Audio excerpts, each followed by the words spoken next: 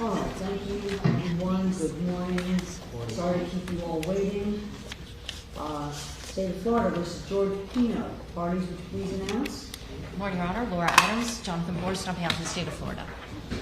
Good morning. On behalf of Mr. Pino, who is present, Howard Srebnick, Janelle Gomez, Ed Armelino, and Mark Shapiro. Good morning. Good morning. Now, could you please swear Mr. Pino? Yes, Thank you. Please raise your right hand. Do you swear affirm to tell the truth, the whole truth, and nothing but the truth? I do. All right.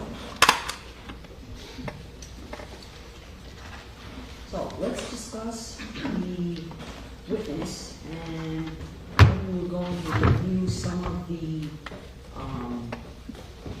body worn. We were able to send the portion of defense of the body worn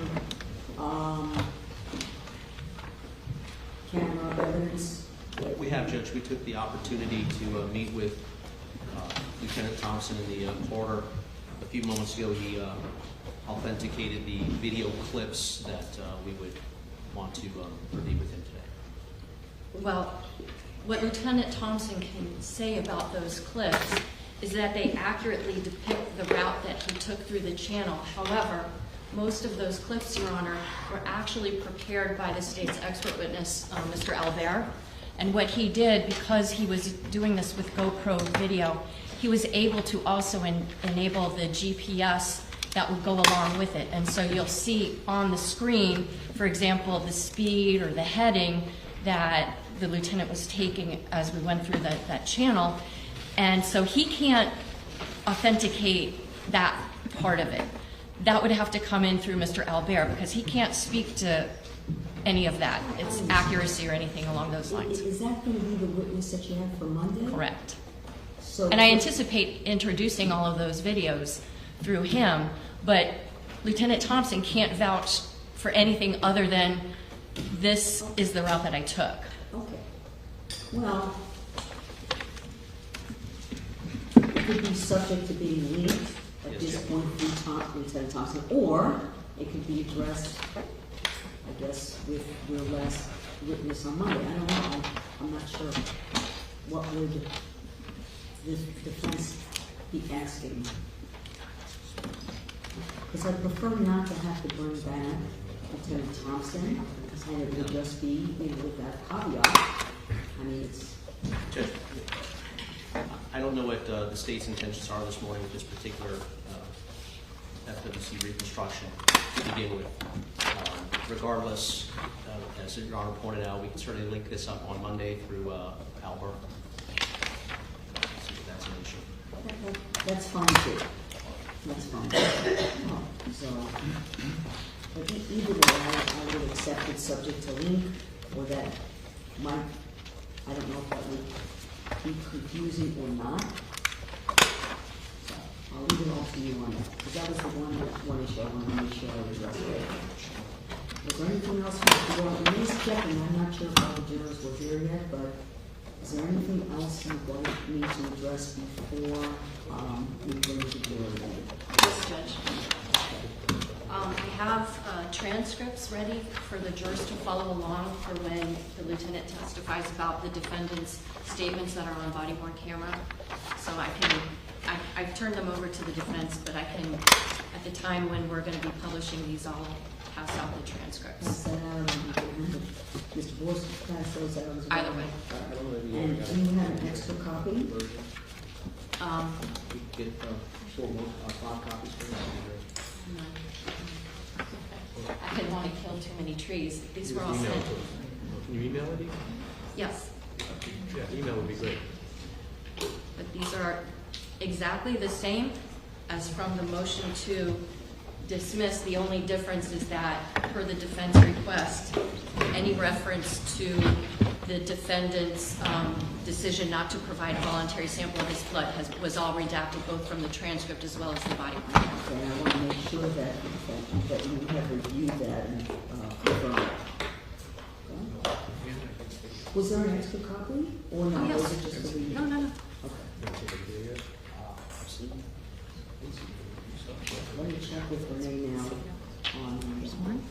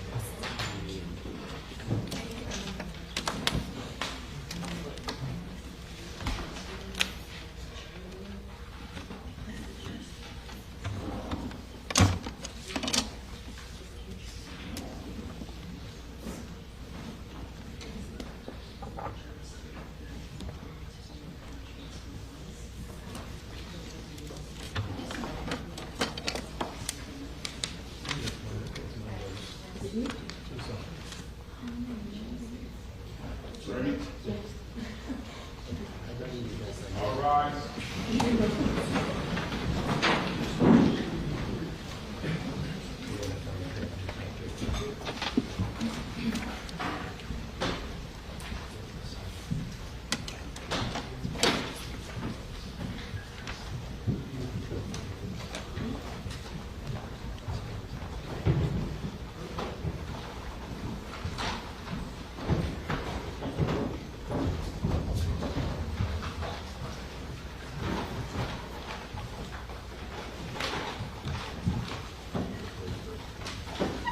All right, everyone, please be seated. Thank you.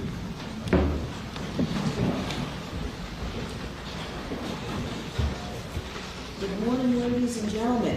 How are you all doing today? Wonderful. Let me ask you some questions. Has anyone seen anything in the news about this case? Been looking for it on the news, have you? No? Read anything in the newspaper? How about social media? Has anyone attempted to speak with you or in your presence about the case? All right. No one's done any research, I hope, trying to gather any information outside of the courtroom. Very good. Thank you. Ladies and gentlemen, we're ready to proceed now. State your name, next witness. Thank you, Your Honor. The state will call Lieutenant William Thompson, please. Yes.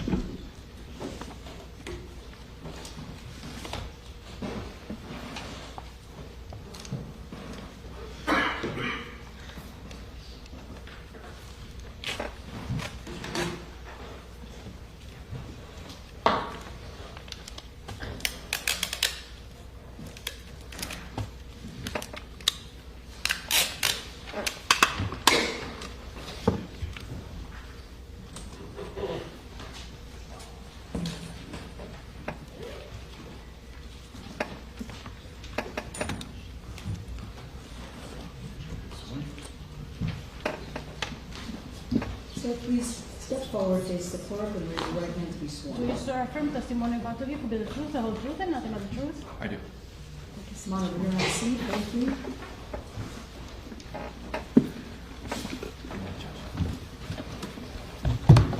Please keep your voice loud and clear on the microphone. And you know it's pointed one way, the jury's this way, so keep your voice a little extra loud. Yes, ma'am. Thank you. Good morning. Please introduce yourself. Good morning. My name is Lieutenant William Thompson. I work for the FWC. How long have you worked for, well, FWC stands for what? Florida Fish and Wildlife Conservation Commission How long have you worked for FWC? since 2017. I want to call your attention to the date of September 4th, 2022. Were you working on that day? I was. Was it a holiday weekend? It was. Did your agency have an increased number of officers out there? It did. Why? Holiday weekend, higher boat traffic around the area. On that day, did you meet a person by the name of George Pino? I did. Do you see him in court today? I do. Can you please point to him and describe what he's wearing? He's wearing a dark sports coat with a blue tie.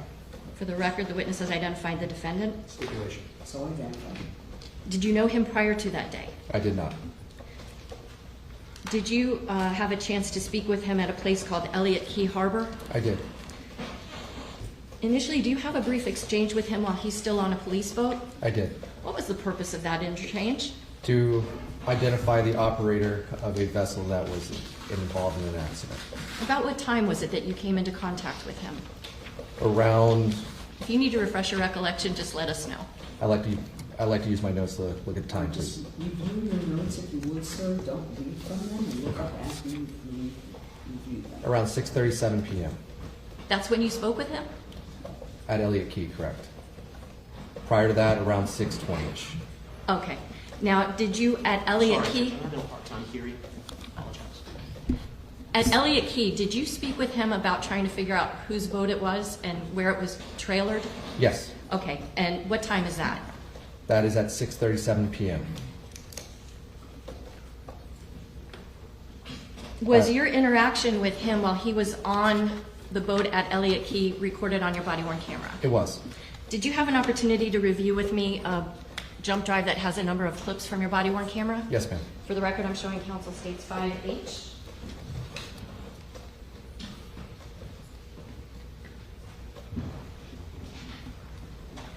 Lieutenant, do you recognize any writing on this exhibit? I do. And is that your handwriting? Yes, ma'am. Does that signify that you've watched the contents of this clip and it accurately depicts portions of your body-worn camera? Yes, ma'am. I move states 5H for identification and evidence. Judge, prior to our subject, prior objections. Prior objection admitted. 5H, bills marked for identification, becomes a state exhibit 98.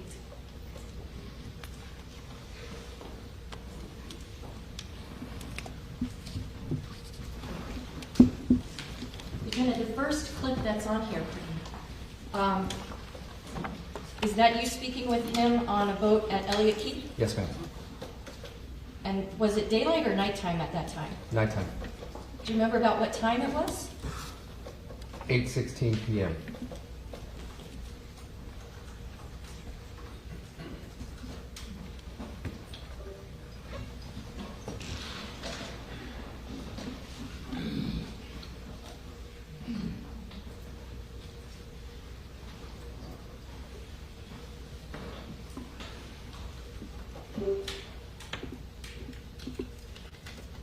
So you actually authenticated 2 videos with me this morning, correct? Yes, ma'am. Hold on one second. Grab the other one. Mary Louise, what was the exhibit number, please? 98. 90, thank you. For the record, I'm showing counsel now states 5G.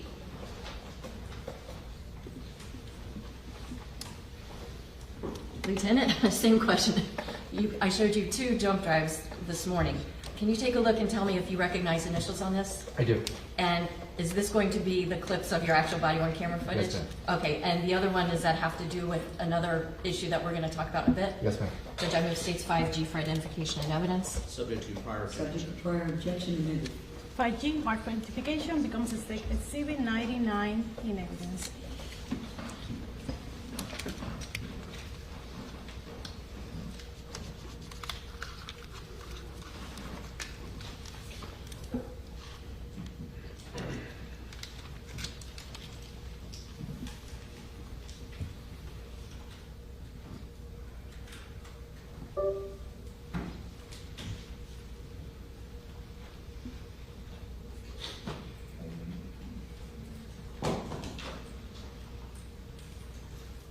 For the record, the state will now publish the statement that's labeled 1, statement 1.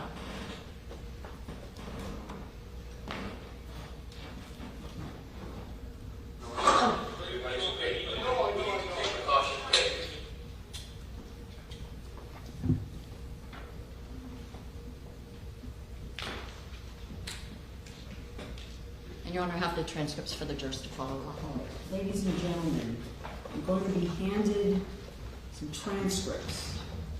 This is for your use to follow the video evidence. These transcripts are not in evidence. The video is the evidence.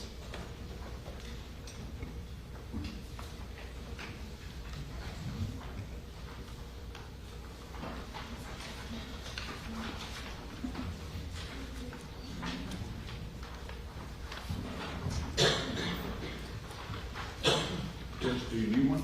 I have. Thank you.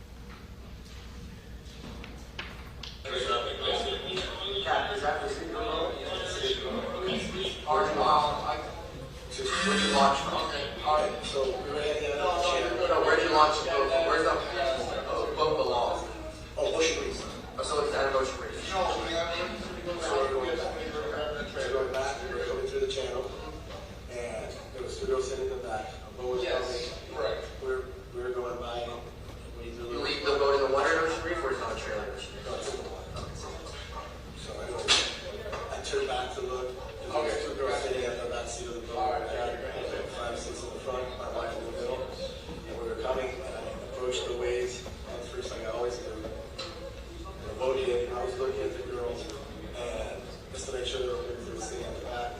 And the next thing I know, I hit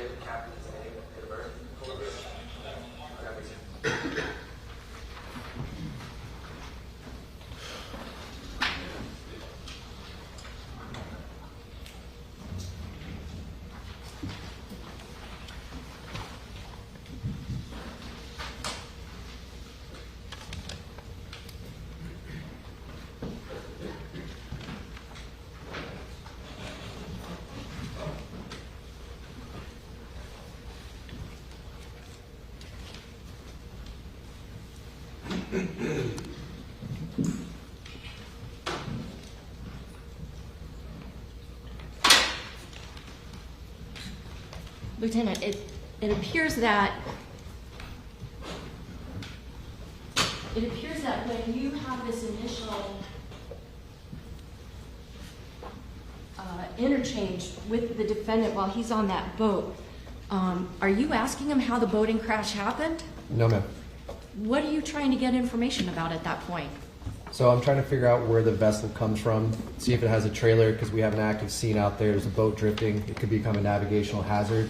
So at that moment, I'm trying to see if there's a trailer. I have people on land trying to coordinate on how to get that boat out of the water so it's not in the way of other boat traffic. So if he has his own trailer, the goal is to use his trailer to transport that boat. So when he's telling you about some other boat or something, that's not what you were there to find out from him. No, ma'am. He's just spontaneously telling you those things. Yes, ma'am. Okay. And that was at about 8:16 in the evening? Yes, ma'am. Okay. Do you speak with the defendant again a little later that same evening? Yes, ma'am. And is that also at Elliott Key Harbor? Yes, ma'am. When is the next time that you have interaction with him? At 8:59 p.m. Okay. Can you tell the court what you were doing? Well, when did you finish that little brief conversation with him? 8:18 Okay. p.m. So from 8:18 to 8:59, almost 45 minutes or so, can you tell the members of the jury, are you having any interaction with George Pino? No, ma'am. Okay, so then at 8:59, you then wind up speaking with him again, is that right? Yes, ma'am. Again, were you wearing your body-worn camera? Yes, ma'am. And was it recording that interaction with him? Yes, ma'am.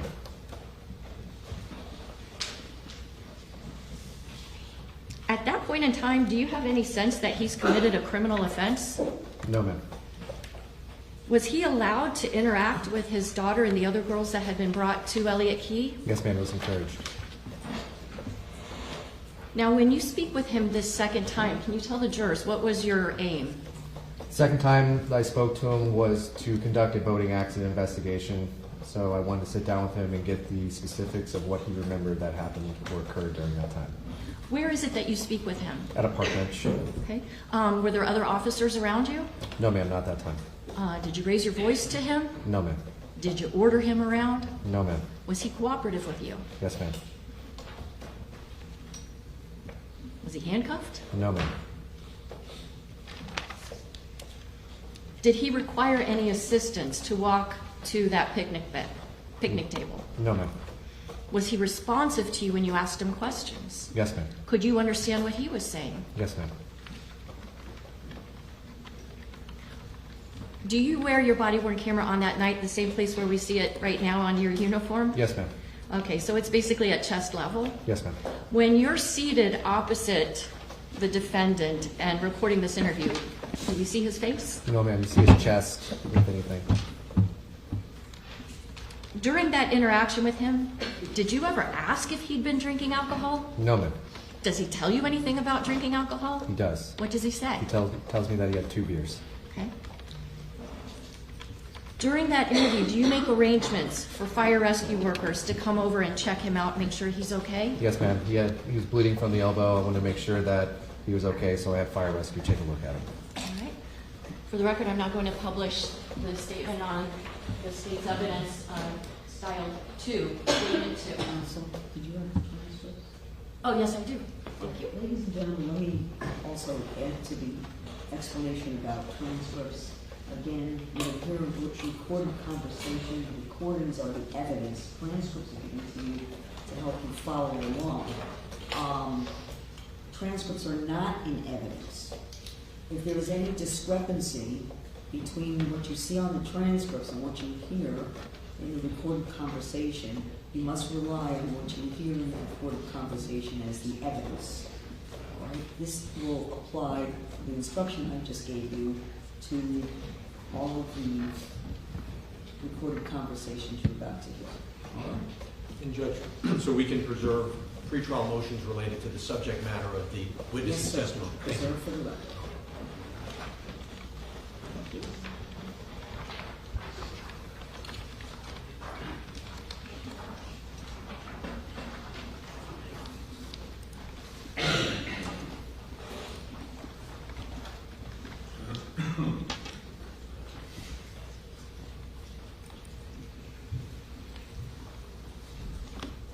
For the FWC, I do all voting acts on such series. Anytime someone says something gets light-flighted, that's when I come. So, right now, no update. My officers are just getting to the hospital.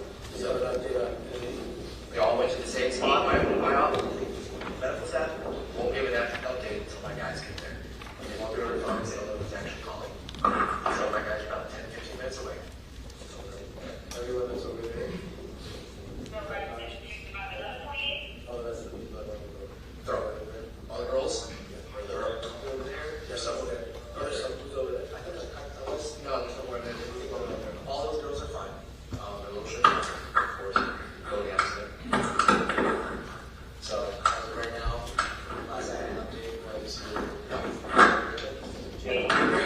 she's conscious, but she's good because she's saying she had her. She said that was the last note I had. I didn't put a hat on anybody. I was hauling butt from all over Sandbar. So, someone told me that the girl that was on the family, she was there, I don't know with my wife, the girl, I'm still getting all the pieces. I don't know.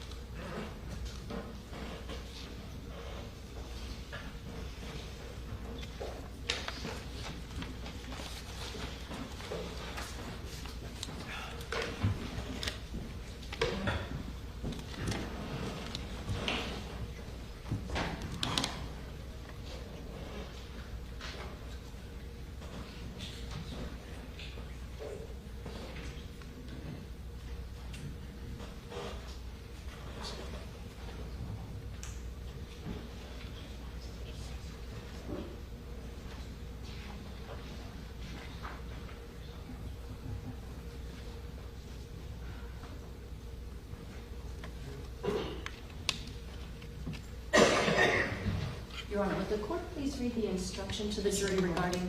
Edited recordings. Yes. Ladies and gentlemen, I had read it to you yesterday, the other day. There may be portions of these recordings that have been edited to eliminate irrelevant portions, okay, that would not add to your understanding of this case. Please, that should not concern you in terms of how you evaluate the evidence. And it must not impact you as to how you view or consider the evidence. Thank you, Judge. Mm-hmm.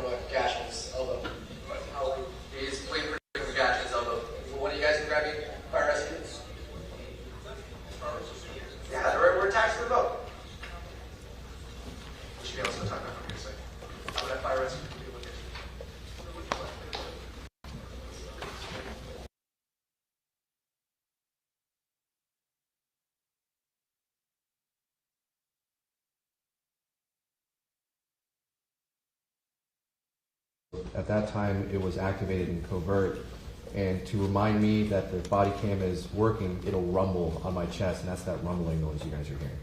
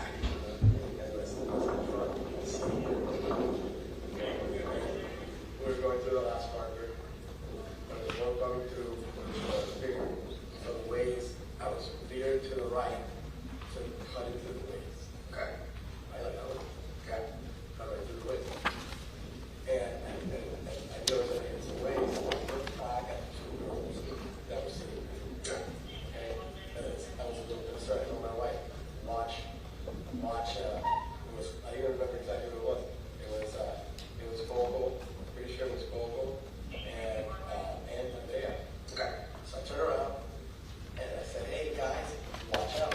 Hold on. I'm trying to get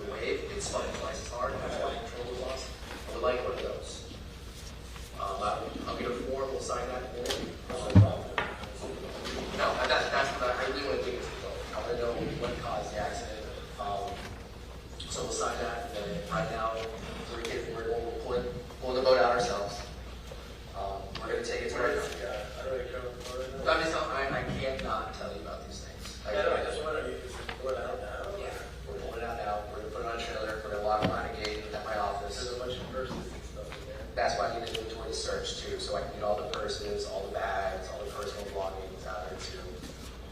Yeah, I mean, when it's gonna be there, is everyone's personal belongings. Let me get a paper and pad so I can write down what the time goes like.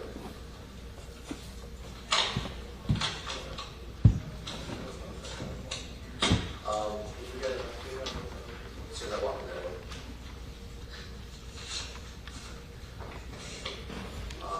And then in a minute, I'm going to ask for a written statement from you and then a seating chart of where everybody to your recollection was sitting on the boat. That'll be a minute. Real quick, let me go get that one form. You want to go talk to your daughter real quick? You want to welcome to? I'll be back on 5 minutes here. Over top.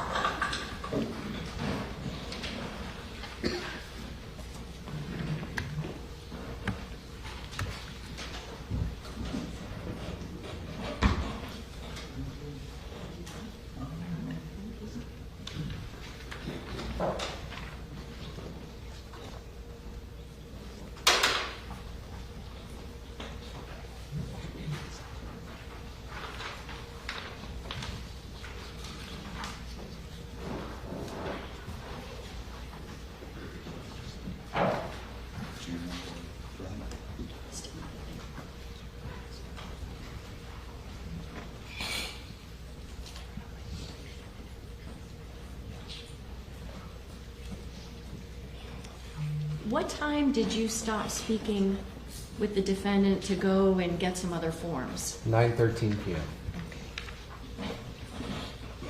The recording that we just heard, is that exactly the way that you and the defendant were interacting with each other? Yes.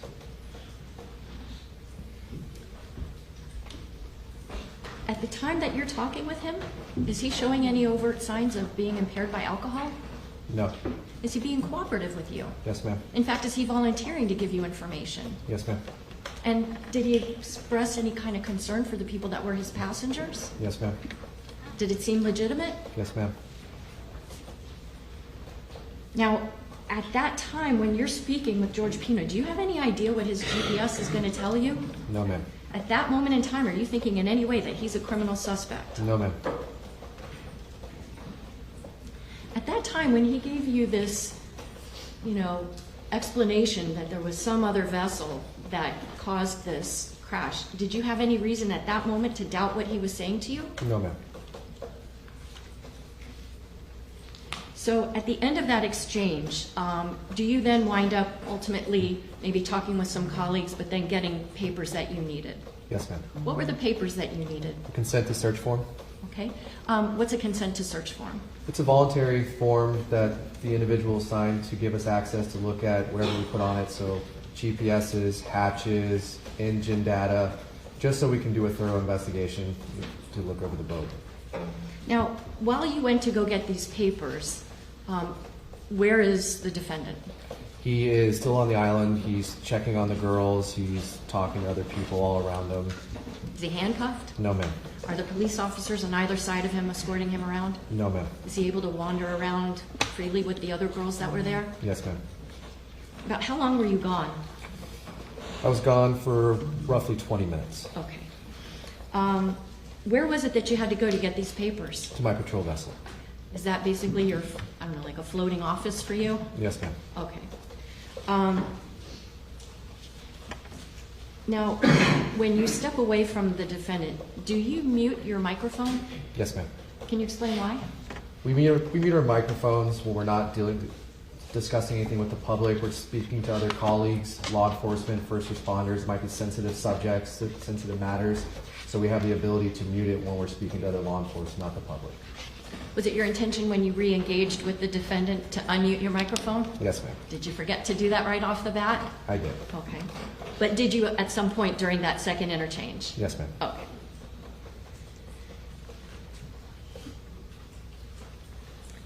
Now, did your body-worn camera capture some images of the defendant while he was interacting with the other girls and on that island? Yes, ma'am. And is that one of the clips that you reviewed earlier this morning? Yes, ma'am. For the record, I'm going to be publishing the clip labeled 3 Elliott Key Harbor. Do you have transcript? No, you don't. Not for this one.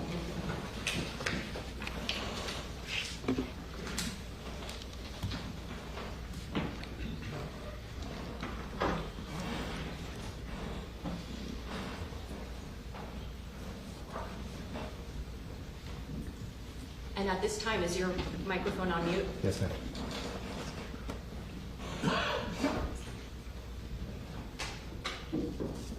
Did he have any bandages on his body? Yes, ma'am. Where? On his head.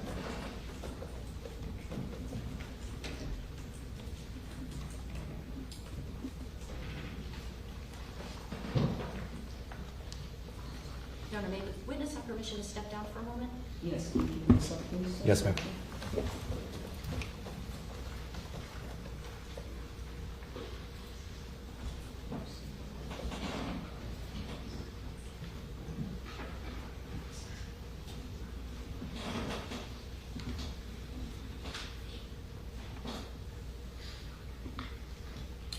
Right now, are you conversing with your colleague? I am. That person we just saw with the writing on his head, who's that? That's Mr. Pino.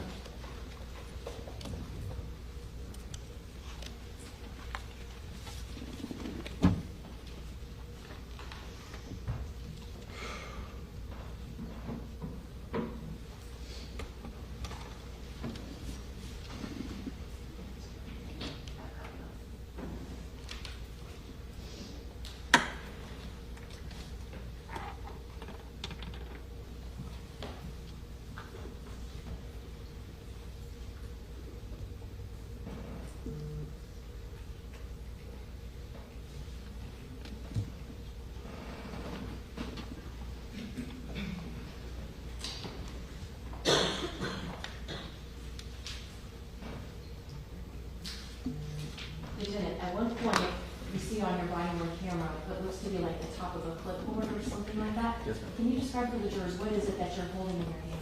So that clipboard is where I keep a lot of the documents, such as consent to search forms, written statements. It's so I don't have to go back and forth from my vote to Mr. Pino, trying to bring all the paperwork in, so we can sit down and take care of everything we have to take care of. Can you describe what it looks like? Yeah, it's a plastic, looks like a folder, your clipboard on top, and on the inside it has a hollow, so I can follow the paperwork in there, so the elements like the sun, rain, can't fix the paper. Thank you.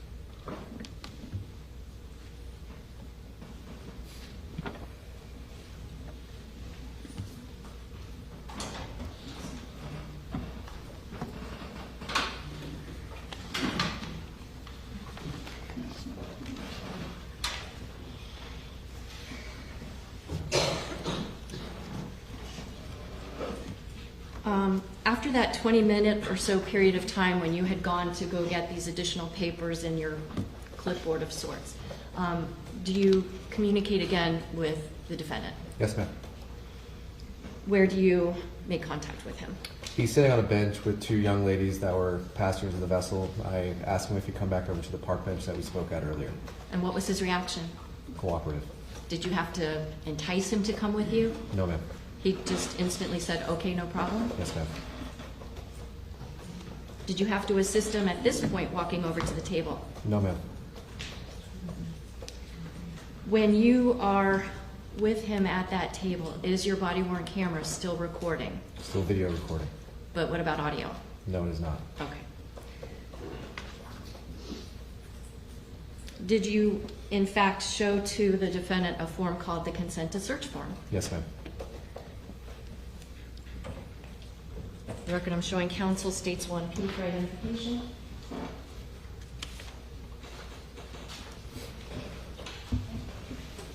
Lieutenant, I'm showing you states 1P. Do you recognize this exhibit? Yes, ma'am. Does it have your handwriting on it? Yes, ma'am. And is this an enlarged copy of the consent to search that you showed to the defendant on September 4th, 2022? Yes, ma'am.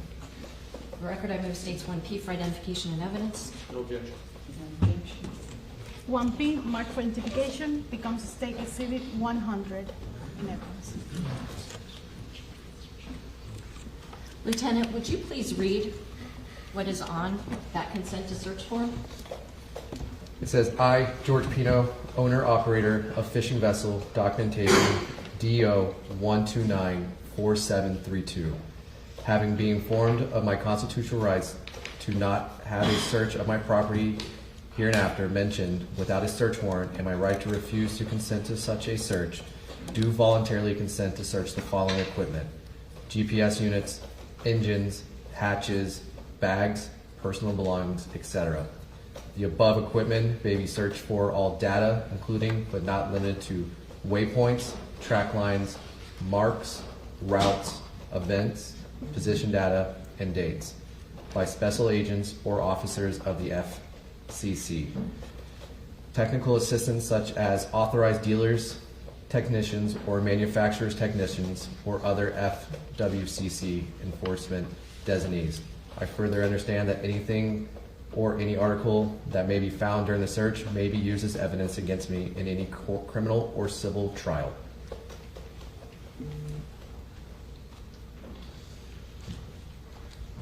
Your Honor, may the witness step down again, please? Yes, ma'am.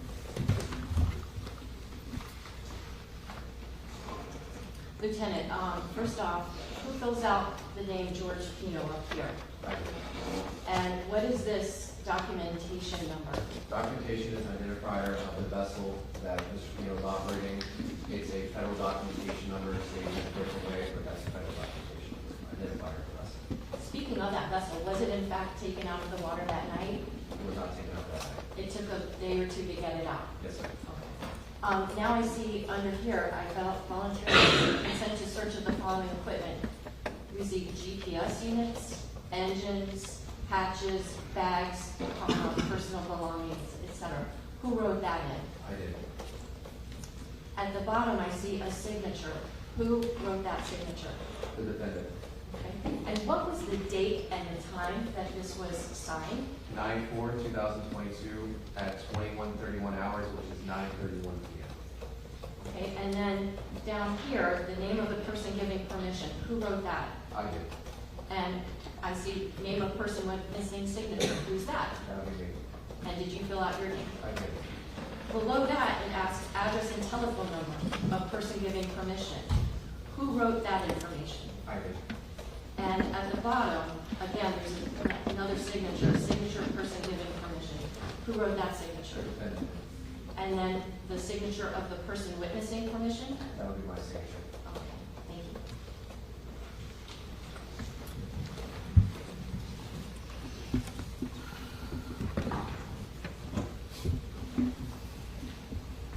Once the defendant gave you his permission for you to search his vessel, did you then advise him of what's commonly referred to as his Miranda rights? Yes, ma'am. Could you explain to the jury why you did that?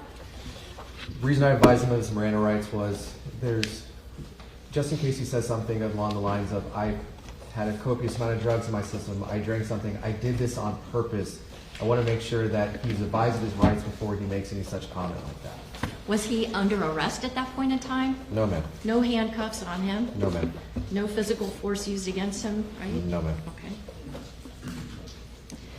In order to advise him of his Miranda rights, did you have handy with you what's commonly referred to, I think, as a Miranda card? Yes, ma'am. Can you tell the jurors what's a Miranda card? It's a state-issued piece of plastic that we usually keep in our vest or in our pocket on our person. It has the Miranda warnings written onto it with a couple questions on the back end to ask the individual that we're reading the rights to. Showing counsel states 5R for identification. Lieutenant, I'm showing you states 5R.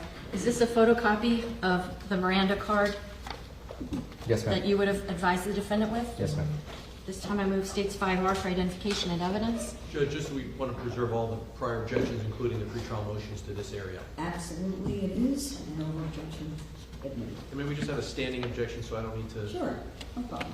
5R, mark for identification, becomes a state exhibit 101. Lieutenant, would you read from this document what you read to the defendant in the same type of tone that you read it to him? Yes, ma'am. Go ahead.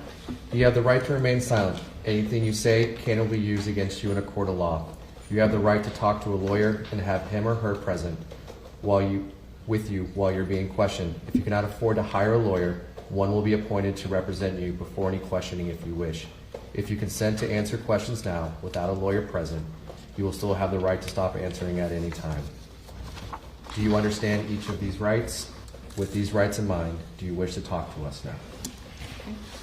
Did the defendant ever tell you, no, I am not willing to talk to you? No, ma'am.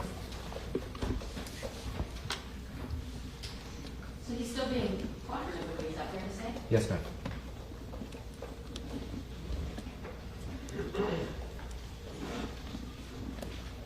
Lieutenant, I have 2 pages here. Is the actual card, like, there's printing on the front and the back? Yes, ma'am.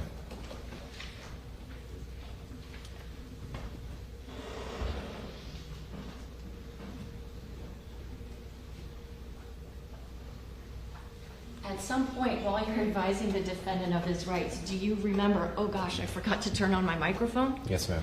Do you turn it on right then and there? Yes, ma'am.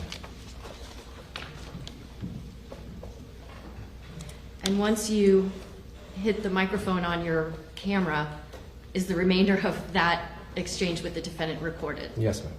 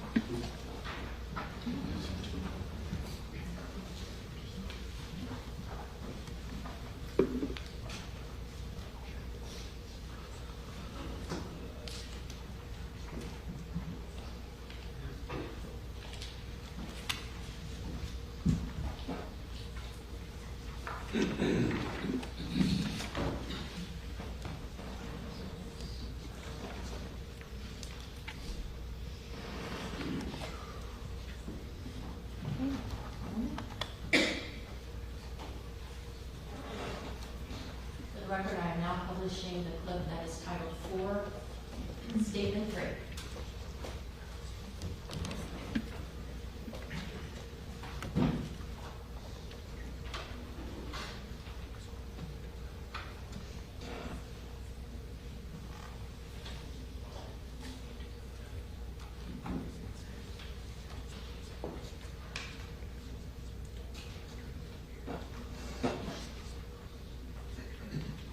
Your Honor, may the witness have permission to step down again, please? Yes. Lieutenant, what are we looking at right now? My patrol vessel. Is this where you went to retrieve that consent form? Yes, ma'am. And did you in fact start filling it out? Yes, there? ma'am.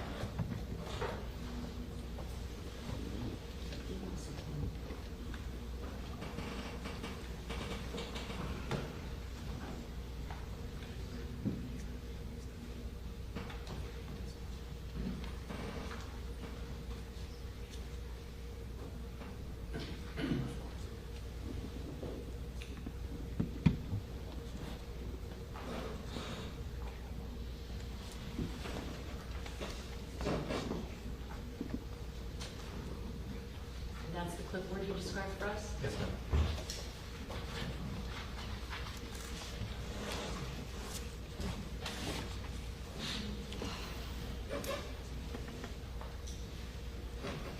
I just saw a young person with a life jacket. Was that one of the girls that had been brought back? Yes, ma'am.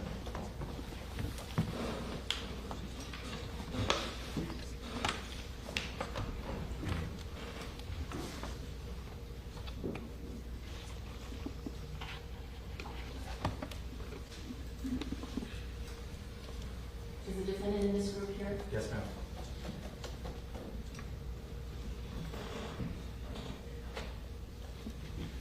It's a little blurry, but we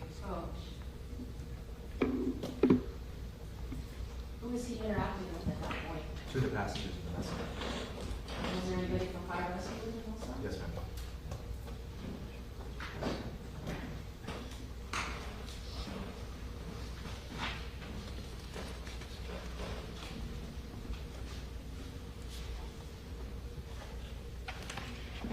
Who's this? I have to look at my notes. I'm sorry, can't hear you, sir. Sorry. I said I have to look at my notes. It's one of the passengers.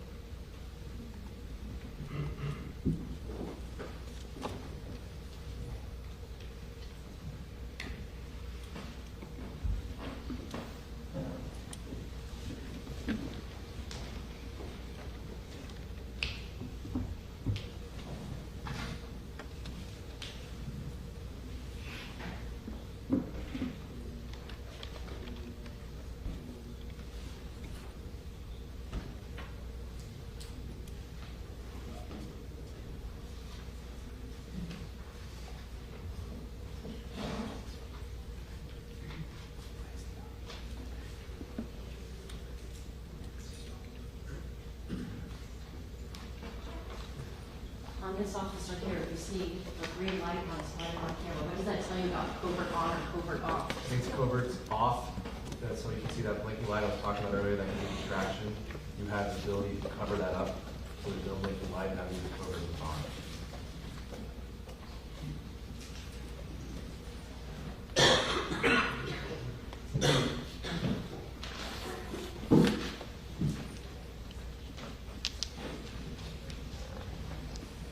Is that the form that we see in the bottom of the screen? Yes, ma'am, that's the consent search warrant.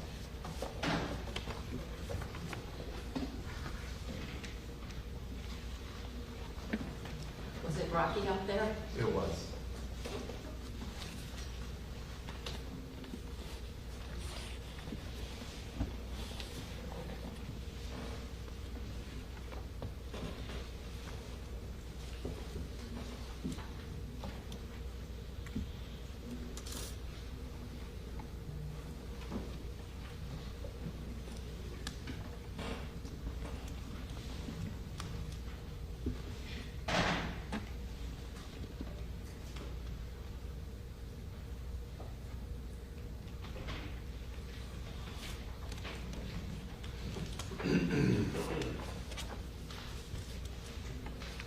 Is this the picnic table at which you speaking with the defendant? Yes, ma'am.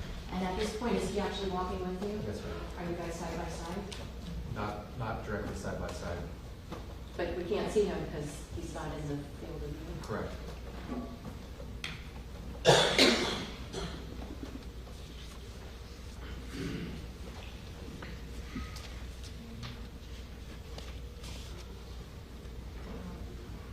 What are you doing at this point? Just describing to the consent to search form and giving him his instructions with it.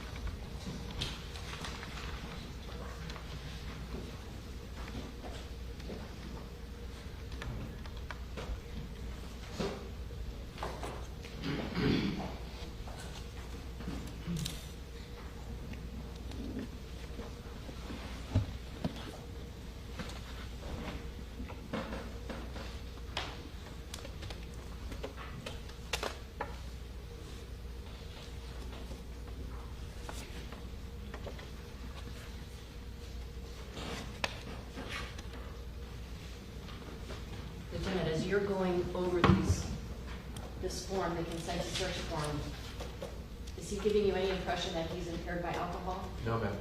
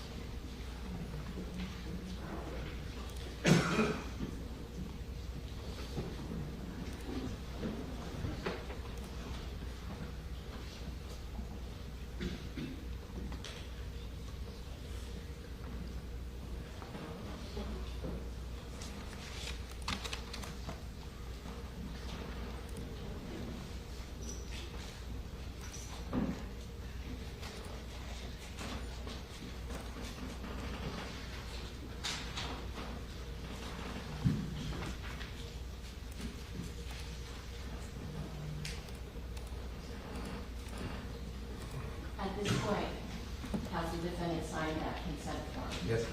And do you now start to transition into beginning to get ready to read him his rights? Yes, ma'am. And at the bottom part of the screen, are we going to see a little bit of that card that you were using? Yes, ma'am.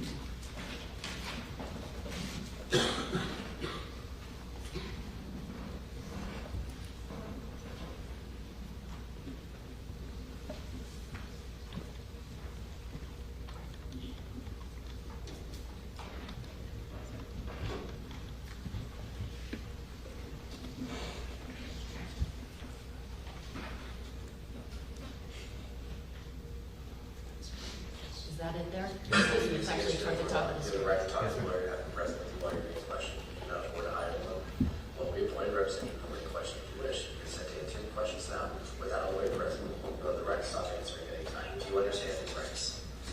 Would you have any rights in mind we wish to talk to?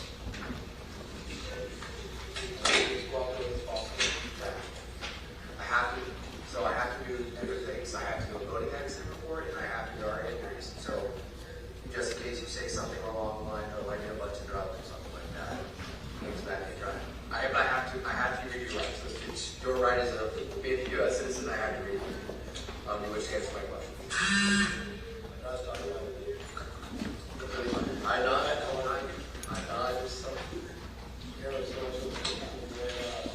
No. I am not. We can talk at any time, but I mean, I just have to do everything I can do. I have to do my steps through the night.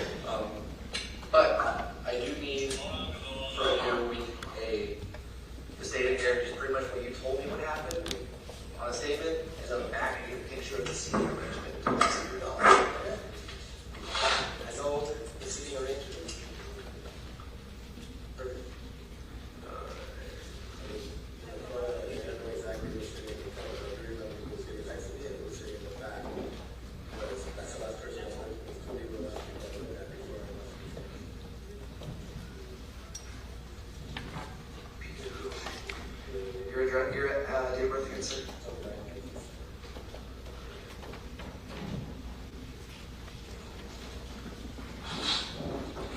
Your address one more time.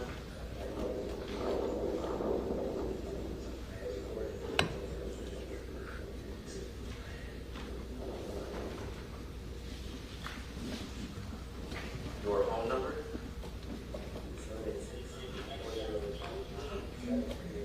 7387. Is it different than yourself? Same. Do you have your work number? Okay. I'll try to give you as much light as I possibly can. Here. But pretty much where you were, like what you told me, where you were going, how fast you were going, what happened at the wake to the best of knowledge, and write as best you can. I know you're not going to give me a well-written book, just the best of your knowledge. And then how long have you been driving that boat? How long have you been driving boats? That you check your safety. Everything is open. Check your safety. Every single thing. No, write all that, please. This is the last thing. No, that's fine. That's fine. Right.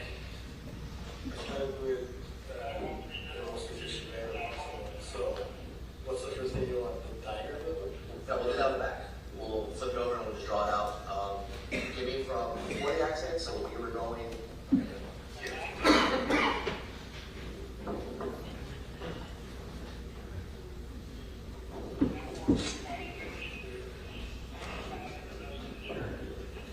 Your investment not insured, correct? It is insured? You know the policy number right there? 91. It is insured. You are the policy number. The policy number. Lieutenant, we hear somebody say 9112. Correct. What's 9112? That's my call sign. Okay, can you explain to the jurors real quick, like how it is when you're communicating on police radio? So we communicate via call sign, so every unit, every supervisor has a different number, so what you're hearing. Standard ones, you know? So what you're hearing there is, that was a supervisor that was on land asking about the insurance company for the vessel that was in the accident. The reason for that is, we're trying to get that boat floated and get it to land, and it costs a lot of money to get that done. So what he's working on, while I'm speaking to the defendant, is getting the towboat or seaboat we usually use to get out there and go through their insurance, so it doesn't cost their agency the money to get that floated.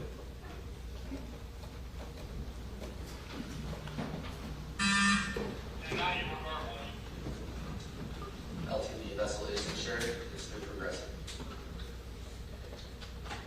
What does LT mean? Lieutenant.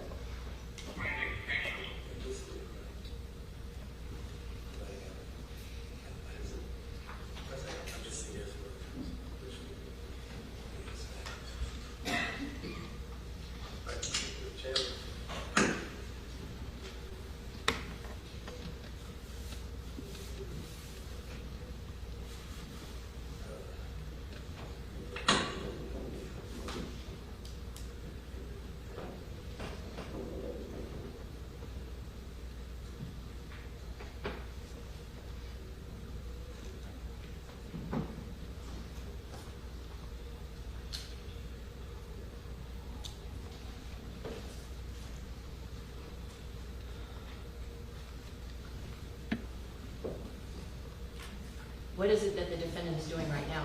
He's filling out a sworn written statement.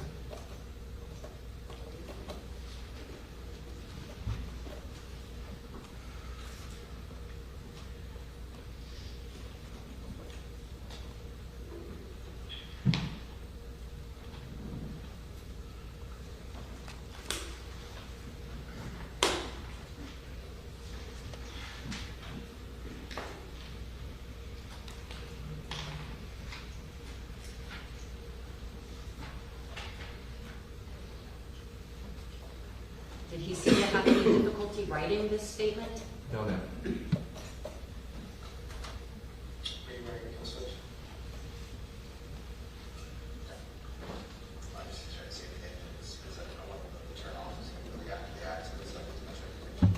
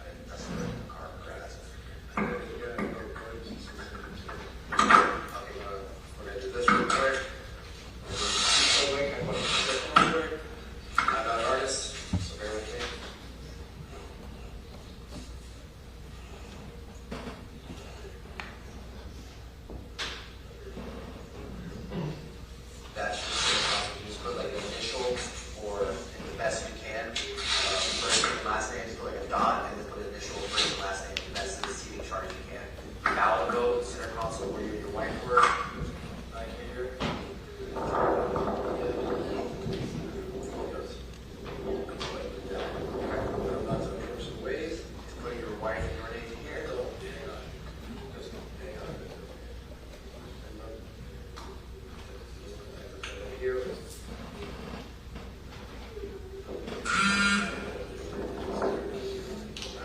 No, that's not. And then everybody else, up here, stand here. Put all legs all here. All of that, here. Oh, and then, you know, there's this here. Were there any girls sitting on that seat? Do you remember which girl was sitting on that seat? Because I'm standing in here and the concrete is right here. And it's hard to see. That's not good. They're facing this up straight up. The girls did the same thing for us, and they had a better knowledge of where they were sitting up front. I was just not going to get everybody sitting in. Yeah. But I'm doing the best I can. Okay, I'm going to make sure I know what's I'm happening. doing the thing. As best you can. Yeah. I mean, do they remember this or am I? Sitting, not sitting? No, the girls up here knew where they were all sitting. So they didn't know what's going on right here. They didn't know who was back here. I know that. Yeah, it is. And the three individuals that were taken, the wife and two girls, remember which ones they were? So, you know, it's Lucy. Lucy was up front. Yeah. Okay. Lucy got here.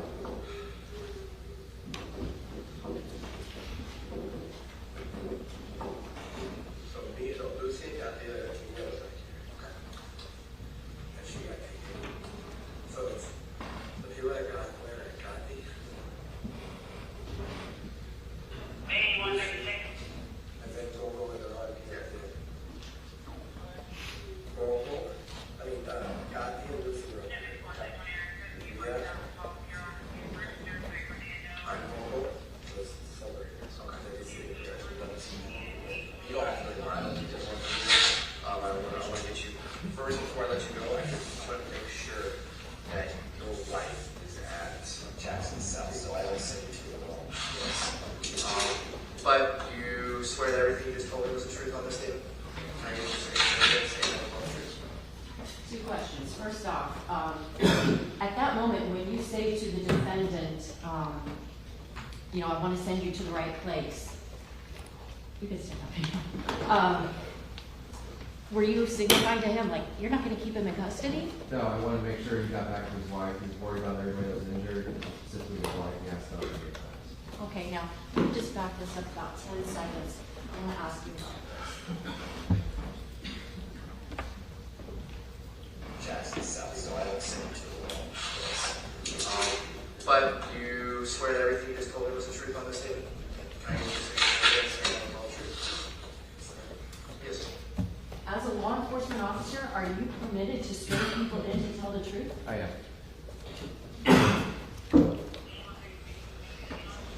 Let me know. You want me to try to put the initials before I remember? Because I do remember. We'll come back to that. I'm looking at it, maybe a few people face it. We'll come back to it in a couple of days' time. I can put, sure, I want to get you to your wife. I don't want to change it up. I don't know what I remember, because I remember. Because there was other stuff, everybody found other stuff. So, my daughter was here, CB. And was here. And then,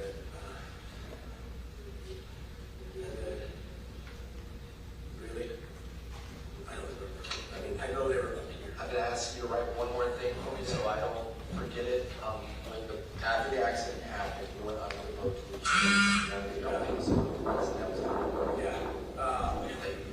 Yeah. Actually, I don't recall if she was like under or she was right next to me. It was so crazy. Could you write which individual that was? I was pretty sure that was. Could you write that on the website? Could you write that after accident, I found Lucy and supported Lucy or whatever. Yeah, the hell Lucy. it was like she may have come out of that boat right when I was gonna go under. And when I went under, she was like right next to me. Yeah. And I think because I got into the boat where the cockpit was. First, in this area. So if the boat's upside down, the damage is here. Okay? The damage is here, and I was here. Okay, and I saw everybody over here floating. Where, if she wasn't in the boat, where was she by the damaged area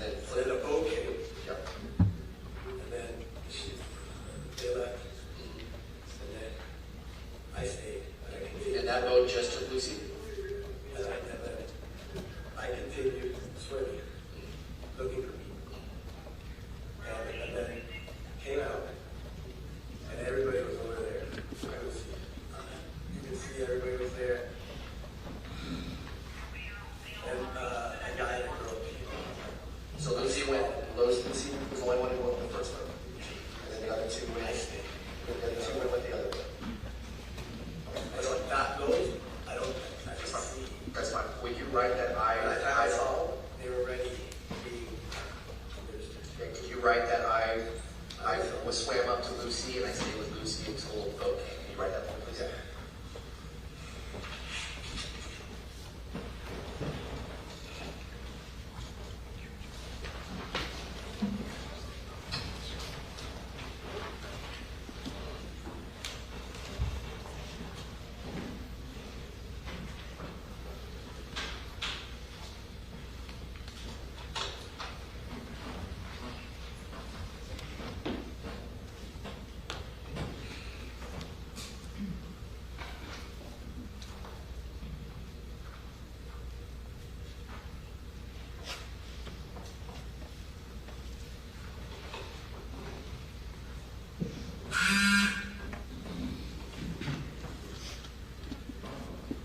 Okay, let me go hit my radio real quick and make sure I know exactly what I'm saying.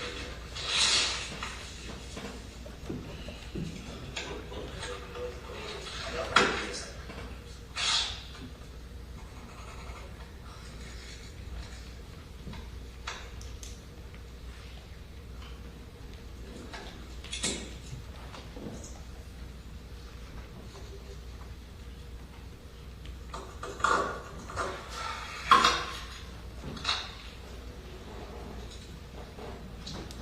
Everyone's told by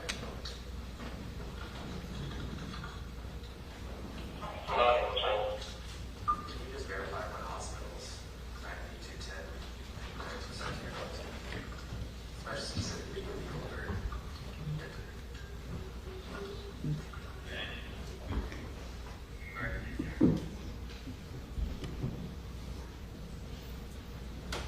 Oh, actually, Lieutenant, I just wanted to ask you a question.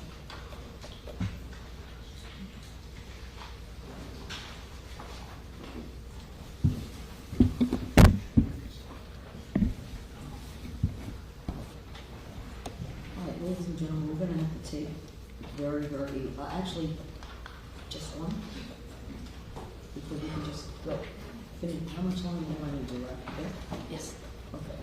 All right, ladies and gentlemen, put the, just one juror.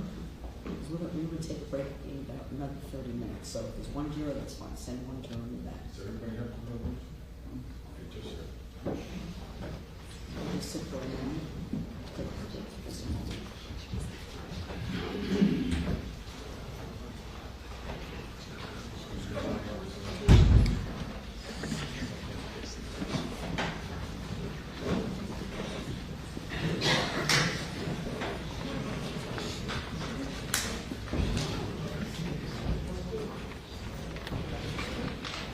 May we approach while this is going on?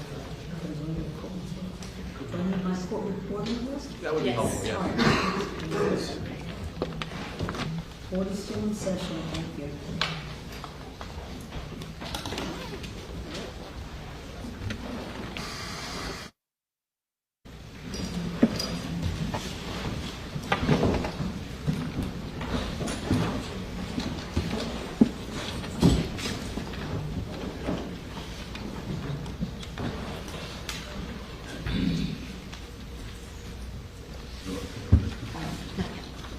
All right, I think we're ready to proceed, thank you. Thank you. And, we'll take a break for all the jurors and everyone else in about 20 minutes. Okay, thank you. Very good, thank you. Lieutenant, with the court's permission, if you could step down for a minute, I want to ask you if you can, when we saw that first interaction between you and the defendant and he's on the boat,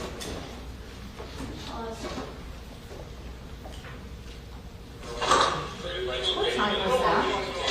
That's 2016, which is 8:16. I'm sorry, I can't hear the testimony. sir.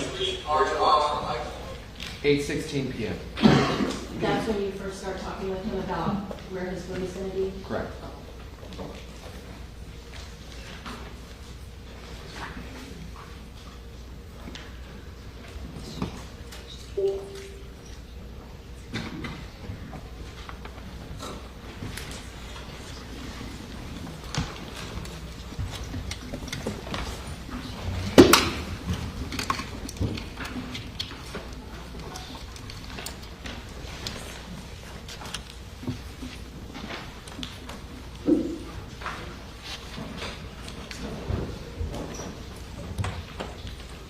showing counsel states 1L for identification.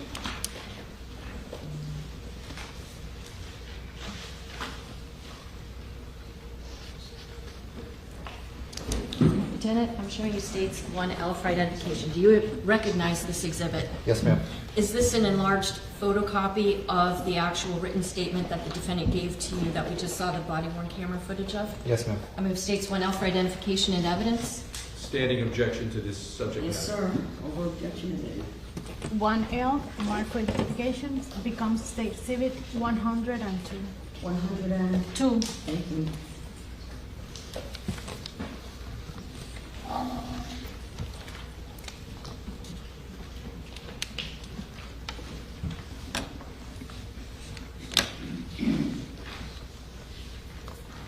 Is there a place for the defendant to sign signifying that the information here is true? Yes, ma'am. Where? Right where my finger is? Yes, ma'am.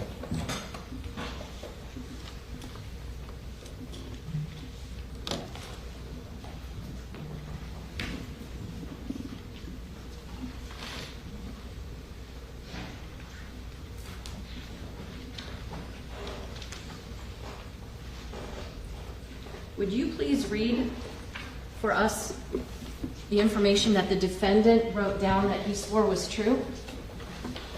Going back to Ocean ORC through channel, past boat on left side by my boat. Vessel to the right to avoid big waves. Coming back into wave. I lost control of steering wheel as boat was going through the big waves. I was ejected from the boat.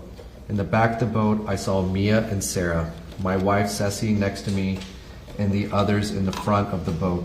I believe we were traveling at 40 to 45 RPM. I have owned the boat since early 2020. I swam to Lucy and stayed until boat came.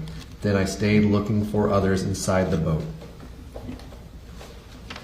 The record I'm showing counsel now states 5I for identification.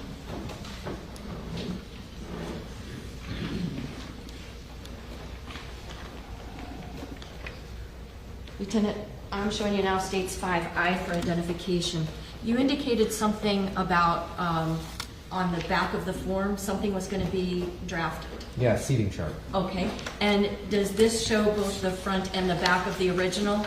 Yes, ma'am. So at this time, Judge, the state would move states 5I for identification and evidence. Objection. Same objection. Admitted over an objection. 5I, marked for ID, becomes State Exhibit 103.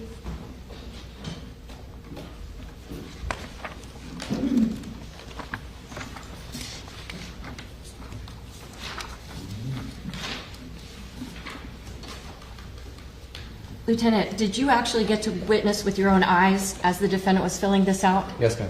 Would you be able to explain to the jurors what the various writings on here Yes, ma'am. were done? Give me a second. This is your picture of a boat? Yes. How long have you been boating? Almost all my life. Okay.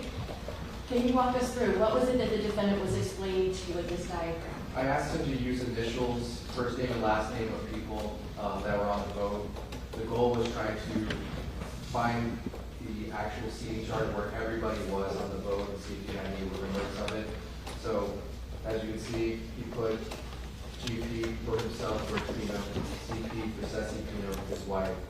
In the back he has Mia and Sarah. Then up here he has KP and CP, Coco and Kati.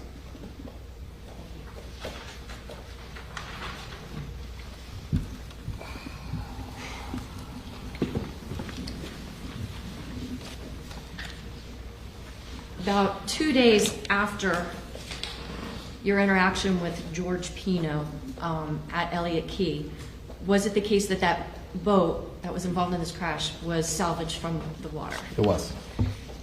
Did you, after it was salvaged from the water, conduct what's known as an inventory search of that vessel? Yes, ma'am. Can you explain to the jurors what is an inventory search? Inventory search are used to find any valuables, watches, high valuable things to make sure they're on the boat. We're looking for safety gear. We have the consent to search, so we're looking through personal belongings, hatches, the GPSs, the engines, trying to figure out what happened on that day. In the course of that search, did you take photographs of the vessel? Yes, ma'am.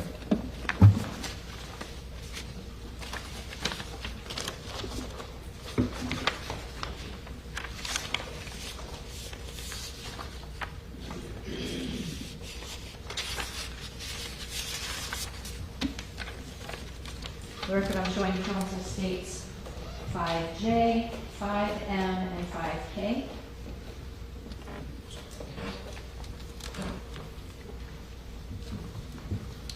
Lieutenant, showing you states 5J, 5M, and 5K. Do these fairly and accurately depict the vessel once it had been salvaged and you were conducting your inventory search? Yes, ma'am. The state removed the aforementioned exhibits into evidence. Subject to prior objection, Judge. Or objection? C5J, marked for AD, becomes State Exhibit 104. 5M, State Exhibit 105. And 5N, 106. 5K, 106. I'm sorry, what? 5J, 104. 5M, 105. 5K, 106.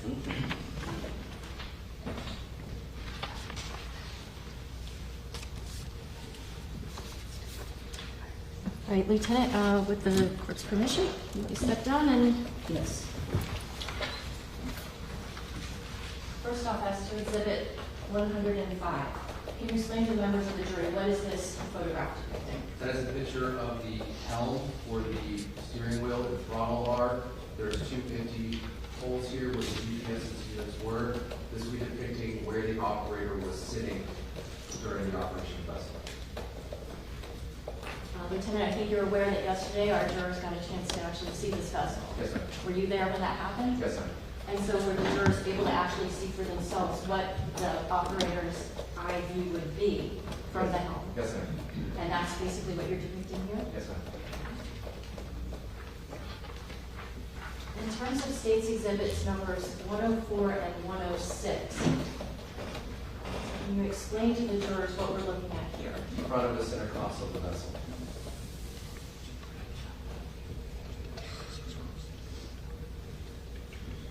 Now, if there are a couple of people walking in front of the vessel in that bow area, is it roomy? Is it spacious? Okay, not much room at all to move around.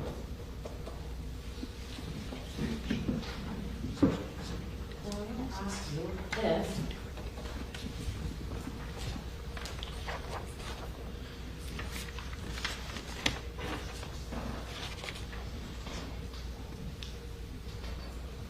we have evidence here in State's Exhibit number 11 that in the seat that's designated number 9 is the name Lucy. Yes, ma'am. Using State's Exhibit number 106, would you be able to corroborate or show where seat number 9 that says Lucy, where would that be on this? This would be right here on the center, right front of the center console on this padded seat. So if I write the name Lucy right here, would that be accurate? Yes, ma'am.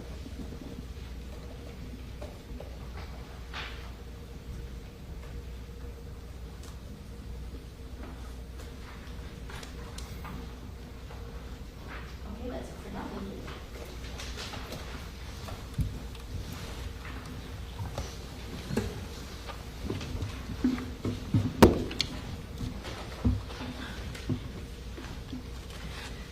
Lieutenant, in addition to actually photographing the vessel itself, did you photograph the contents of anything that was recovered from that vessel? Yes, ma'am. Showing counsel states 5N, 5O, 5P, and 5Q for identification.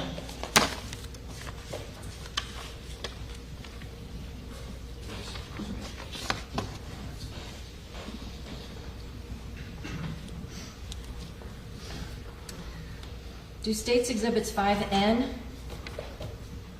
5O and 5P depict a location where items of alcoholic containers were recovered from, and the items themselves.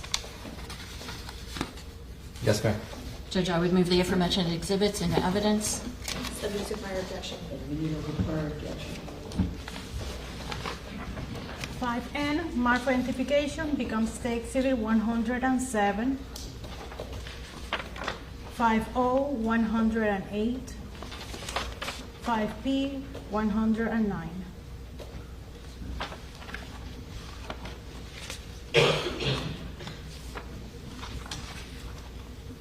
Lieutenant, if you could step down again, please.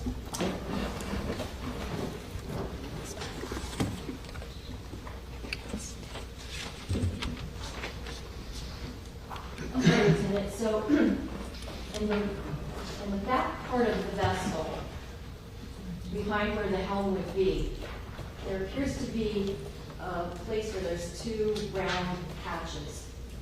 Well, can you describe what that is? It's a wash station. They would usually have a hose on this left little pole here, and the other one's usually used for trash. Okay. And did you look in the area where the trash would be, if there was anything in there? Yes, ma'am. In State's Exhibit number 108, is that the top of what you saw when you opened that trash hatch? Yes, ma'am. Did you empty that hatch? Yes, ma'am. And did you photograph what was in there? Yes, ma'am. Does State's 109 depict the items that were in that place? Yes, ma'am.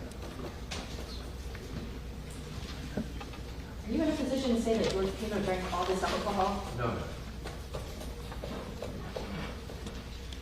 Do you remember exactly how many alcohol containers were recovered from that? 61. And I wanted to ask you also, there are two exhibits that were already admitted into evidence as State's Exhibits numbers 20 and 21. Do you remember seeing these on the vessel? Yes, ma'am. Were these other alcohol containers that were recovered from the vessel? Yes, ma'am. What are they? Looks like a type of champagne in a liqueur. Okay, thank you.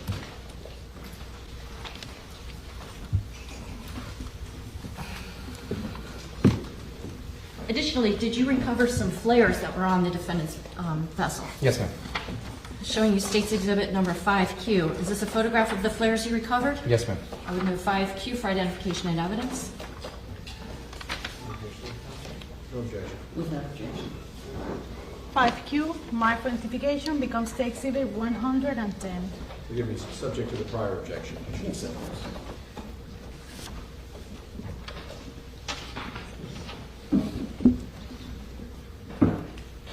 This might sound obvious, but what are flares for on vessels? Signaling for distress.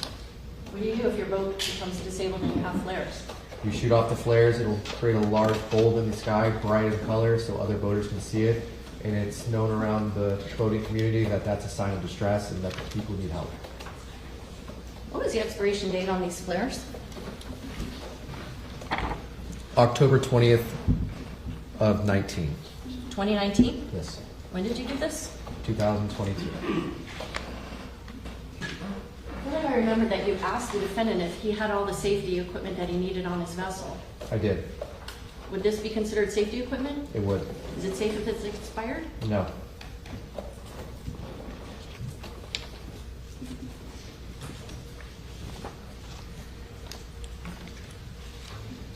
Judge, this might be a good time in the testimony if that's all right with the court.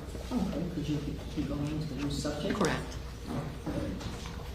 All right, ladies and gentlemen, we've been here around 40 minutes, around 45 minutes. Let's take our room first at this time. If you would please put your notepads inside the envelopes, if you would. To the center 141. So it's 12:35. Let's go to 140. 140 for lunch. When you return from lunch, please go to the jury room on the 7th floor. We're inside for me to come and get you. I ask everyone to stay in the courtroom Excuse the jury just for a moment, and a chance to get down the hall. Please remember to wear your badge is well displayed at all times. No conversations with anyone. If anyone attempts to speak with you or in your presence about the case, please advise Renee of that. All right? Very good. Thank you. All right.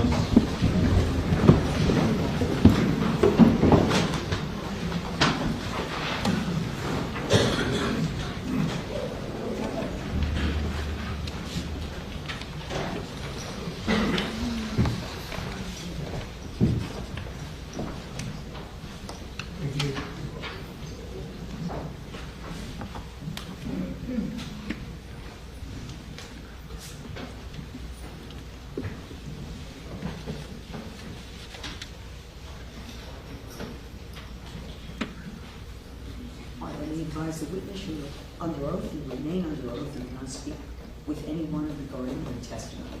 Yes, ma'am. All right, I'll have you excused at this time until 1:40. Yes, ma'am. All right, thank you.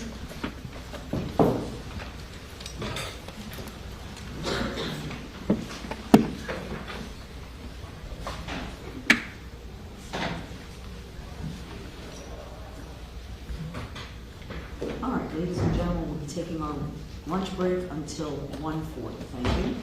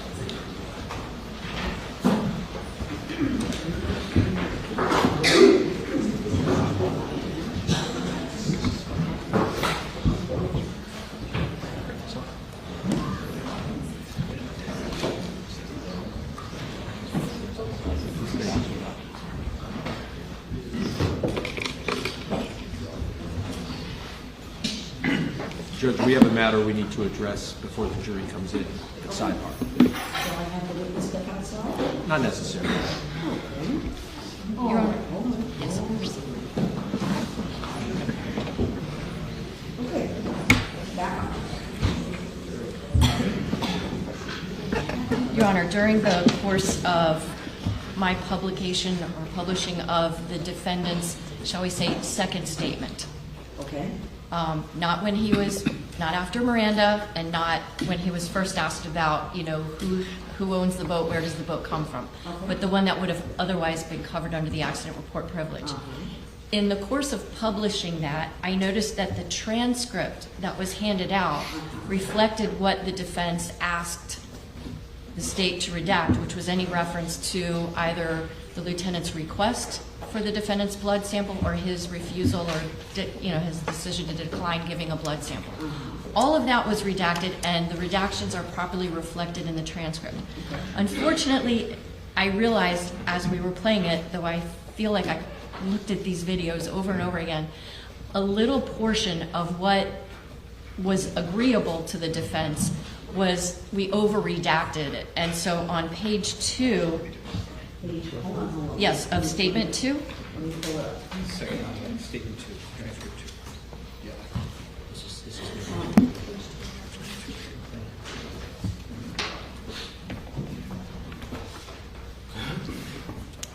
Go ahead. Page 2, statement 2. yes, so the part where it says, 1, 2, 3, 5 lines down, you'll see WT Right. for the 1, 2, 3, 4. 5. and it begins with the lieutenant saying, I don't know about that yet. So the first thing I'm going to do, talk to you about, there's a boating accident, a serious injury. Okay. The next few sentences or so are redacted, and those are the sentences where he indicated that I like to ask, all that. So those were properly redacted, and then we pick back up with the defendant then saying, I had 2 beers in response to the lieutenant saying, I would like to get a blood sample. For whatever reason, unfortunately, from that until where the lieutenant says you're allowed to drink alcohol and drive a boat. It's not illegal to boat and drive. It's an accident. Right. All of that from the 2 beers down to where the lieutenant says you're allowed, for some reason, those were not included on the video. It should not have been Redacted. redacted. It should have been in. Unfortunately, I think there was a miscommunication between myself. Okay, well, let me figure it out. Yeah. In the video, Yes. it's shown to the jury. Yes. Did they see when it said, GP, I had 2 beers? See and hear. They didn't see and hear that. They only saw it on the transcript, which is not evidence. It was not included on the actual DVD, which is. And then the next line, where Lieutenant. The lieutenant. Our lieutenant Yeah. says, and it's not illegal, is also not there. Correct. Correct. Okay. So, Keep going, Judge. all right, go ahead. The next sentence, Yeah, it's not illegal to drink a beer or a couple of beers and drive. Right. that's also not included in the Wasn't recording. included, so, And more. More was excluded. okay, go ahead. Also, What the else part- was excluded from. Where it says, the I evidence? feel perfect in the way my mind was, that also was redacted, which it should not have been. Right. And then the next part, you're allowed to drink alcohol and drive a boat. There's nothing saying that. Are you bleeding anywhere now? That's where it picks back up. When does it pick back up? When the defendant says my elbow. Okay, so here's what you're going to need to do. I think we did it. Okay. So we now We have, have to, I don't know, tell me what you propose. So the issue is that Ms. Adams, when she drew from the witness, from the testimony about the 2 beers, it was Ms. Adams characterizing it as a spontaneous statement. I think that's where it spontaneously said, and we can go to the transcript, but the word spontaneously. We all know it was not spontaneously. It was in response to several sentences of dialogue, including when the witness, Lieutenant Thompson, says, it just answers more questions if there was alcohol in your system or not. Okay. We know it being a blood draw, and so the exact quote was, it just answers more questions if there was alcohol in your system or not, which I'm not sure it was, so I'd like to ask permission to draw your blood. It's completely up to you. And then Mr. Pino says, I had 2 beers. Okay. Okay. So our concern is that the impression has been left with the jury that Mr. Pino just blurted out, I had 2 beers. Yeah, I understand where you're coming, that it was something so spontaneous that just came out of Mr. Pino. So that has to be addressed.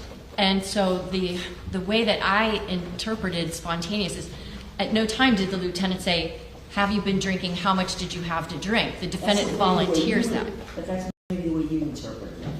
So how do we Well, I it's, want to clarify. I think what we can do is just either we were able to reinsert all of the part that was initially over-redacted. So I have a copy of that. So I can either replay that and just say, Lieutenant, is this what happened? And the jury can follow along again and just leave it at that. Whether I characterize it as spontaneous or not, it's kind of like a, tomato situation, Maybe the jury thinks it was spontaneous, maybe they don't, but it's not in direct relation to a question that was posed by the lieutenant. Well, okay. We know it was perhaps in relation to a question though that was deemed suppressible, that whole area of inquiry. Correct. Okay, so let me try to wrap my head around how and what instructions, if any, I should give to the jury that might clear this up. May I make one possible suggestion, which would be this, that the court instructs the jury that there was a technical issue with the video that was played, and we are now going to play the proper version of it with nothing further, and I'm not going to characterize what he says one way or the other. Well, and I'll also instruct them that I remind you what the lawyer is asking questions, that's not evidence. It's what the witness says. So this witness is not going to say it was a spontaneous statement by Mr. Pino. Right. So what I would propose to give context to the statement about 2 beers, because the prosecutor actually, I think, said to the witness, you didn't ask him about alcohol, drinking alcohol, and that Mr. Pino spontaneously said he had 2 beers. I think the simple way to correct it is, as we're going to play the correct version, it just be prefaced with a question by the prosecutor. Something simple as, Lieutenant Thompson, you told Mr. Pino you were investigating whether alcohol was involved, and here's his response. Something as simple as that. That makes sense. When I think about it. 'Cause It's not that I have any problem with that. I just worry, does that somehow... Because when this is happening, the lieutenant is not asking questions. He's just explaining why he's going to want to get a sample. No, but, right, he's explaining why, but the response, and I think we can agree, that Mr. Pino had was really in response to Lieutenant Thompson bringing up this whole idea, and he was forthright in that once Lieutenant Thompson brought up the idea, and refusal that doesn't come in front of the jury. What I could certainly do is, and with the witness here, hopefully, I could certainly ask of him, Lieutenant, at some point, did an issue of alcohol come up? Yes. And just leave it at that, and then just play this. At that point, yeah. Yeah, that the investigator, now lieutenant, raised the issue of alcohol, and in response, Mr. Pino said, and we play the tape. Something simple. If you're playing it, and you're going to stop it at a certain point. You're going to play it from the beginning again. You got to play the whole thing. Yeah, I understand that.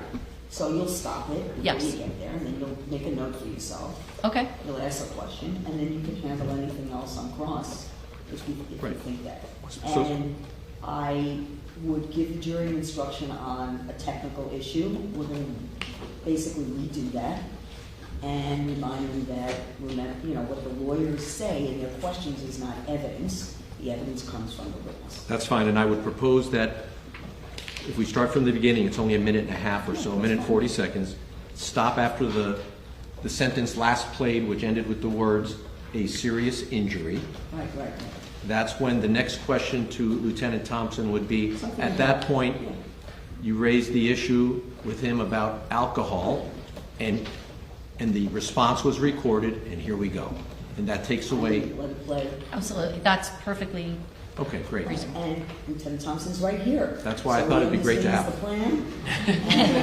And what I would do, just for brevity's sake, I have a jump drive that has the corrected video and audio that council has been able to see over the break. So what I would seek to do is just ask for it. Substitute out. Yes, it's, What was the exhibit number again? hold on. Wait, I have to see. And while she's looking, to be clear, we're not opening any doors to his refusal, to the defendant's refusal by doing it. Absolutely not. I'm correct? You're not opening This is an the doors. but what is You're Thank you. correct. Thank you. Because that was, I have a pet peeve about double negatives. that was, Thank your you. request in limine or to suppress was granted in that regard. Oh, I know what this is. The defense has it. This is my computer. So, This is for what? I don't know whose it is. It's not yours.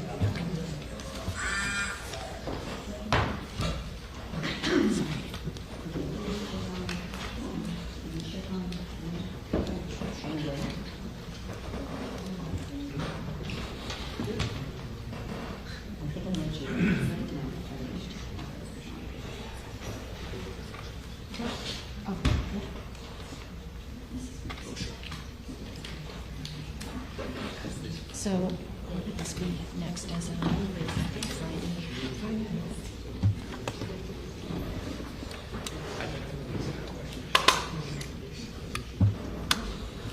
Thanks.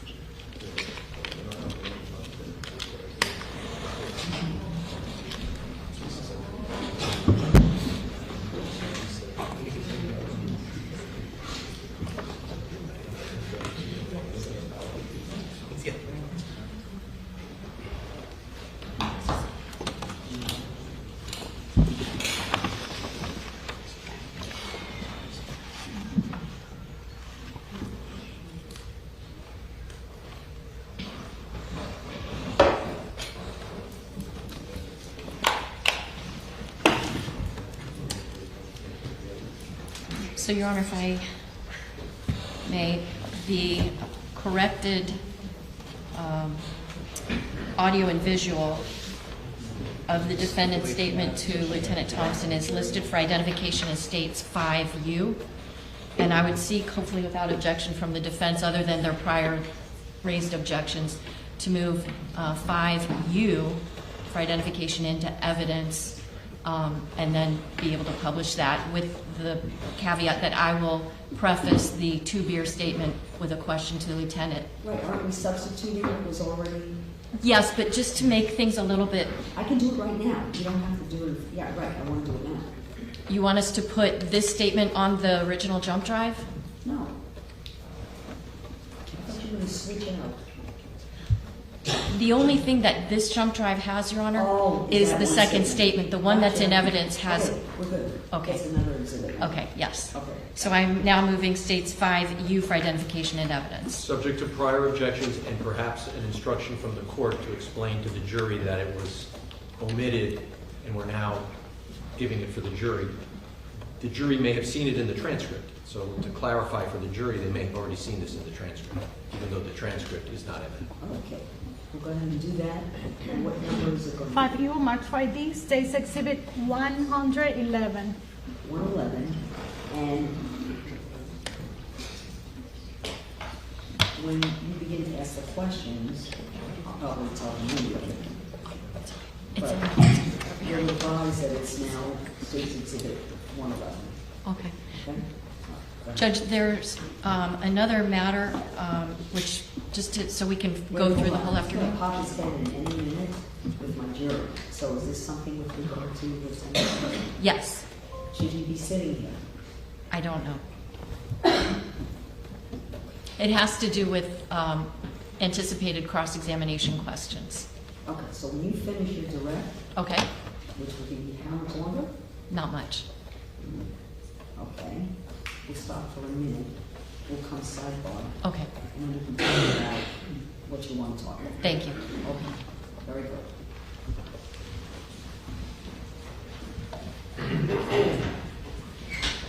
All rise.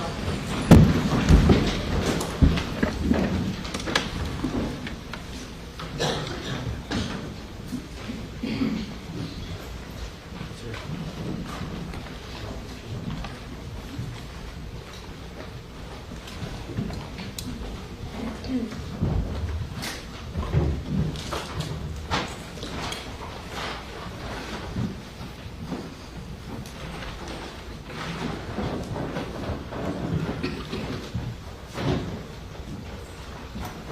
right, everyone, please be seated.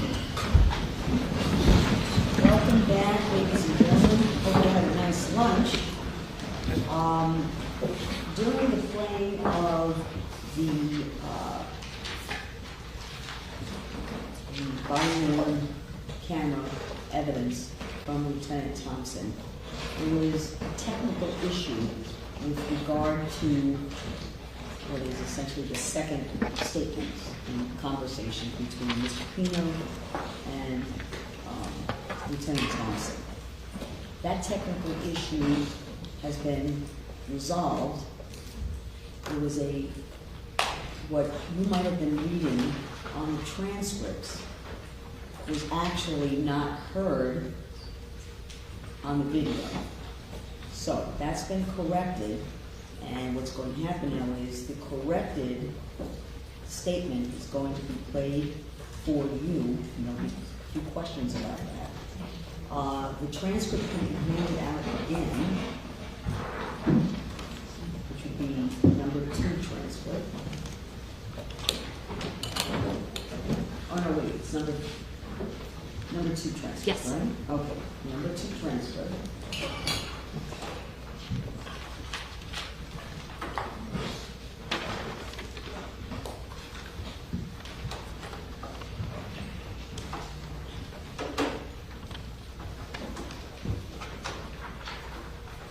Now, I remind you, the transcript is not the evidence.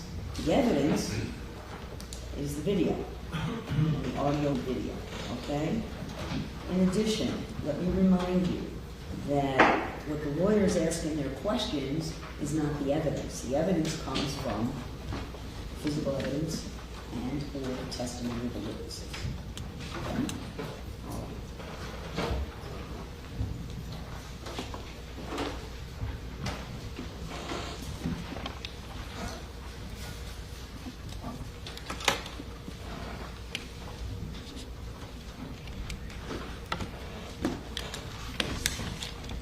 For the record, I'm now going to publish State's Exhibit 111.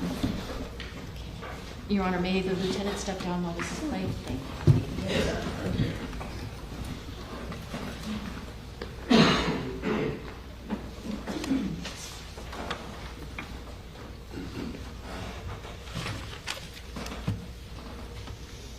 Work for the FWC. I do all voting accidents that are serious. Anytime someone says somebody gets life-flighted, that's when I come. So, right now, no update. My officers are just getting to the hospital. So, no update on it. They all went to the same spot. My office, medical staff, won't give an update until my guys get there. They won't do it for phones. They don't know who's actually calling. So, my guys are about 10, 15 minutes away. Everyone knows over there. Throw it. All the girls? Or they're over there? There's some there. There's some who's over there. Unless, no, there's no more there. They move one over there. All those girls are fine. They're a little sugar. So, right now, last I had an update was she had a great hit. She's conscious, but she's awake. And she's saying she just awake. That last number I have on anybody. I was all but from all over Sandbar. So, someone told me that the window that was on the camp, she was there on the phone with my wife. So, I was getting there. I'm still getting all the pieces that she was getting. I don't know if that helps.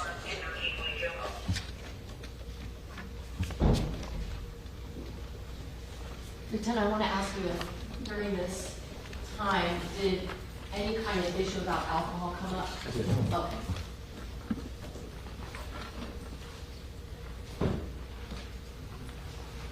Can we get a pause, Your Honor? Just pause it for a minute. Sure.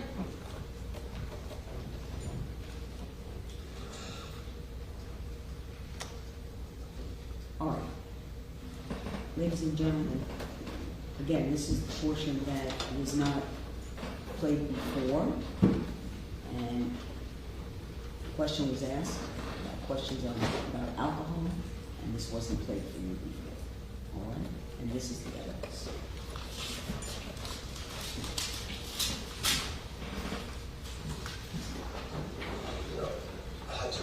And it's not illegal to go to drive. It's not illegal to drink and be a couple years to drive. I feel perfect in the way that my mind was.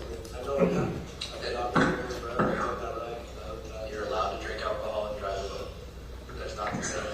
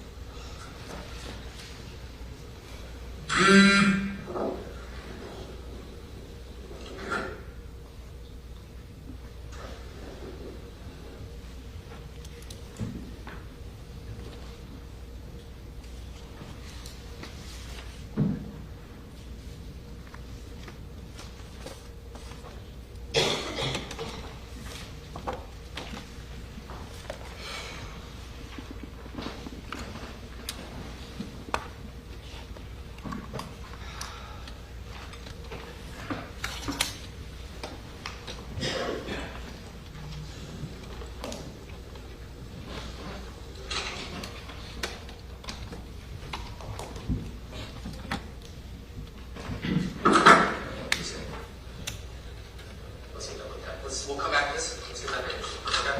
I don't want you to leave around. No, I do.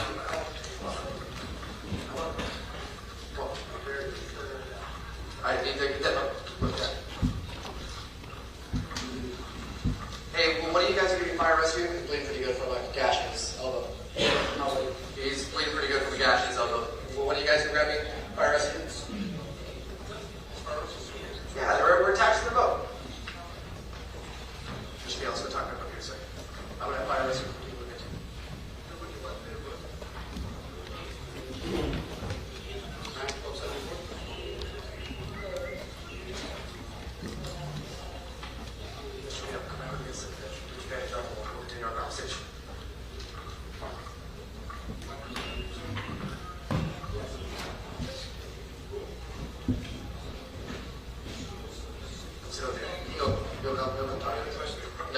If he has questions, you'll come. You're heavy breathing. I want you sitting down. I don't want you falling over at this time.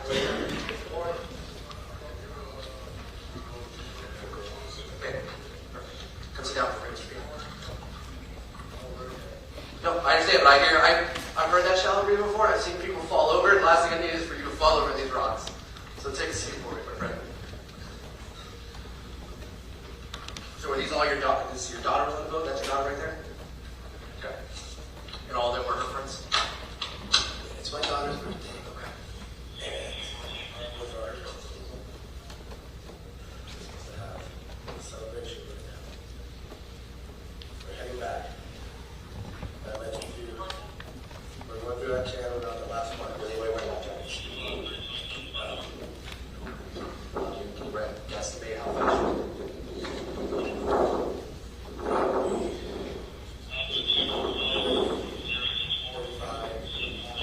How many times have you gone through that show? Okay. How many hours do you have on this mission?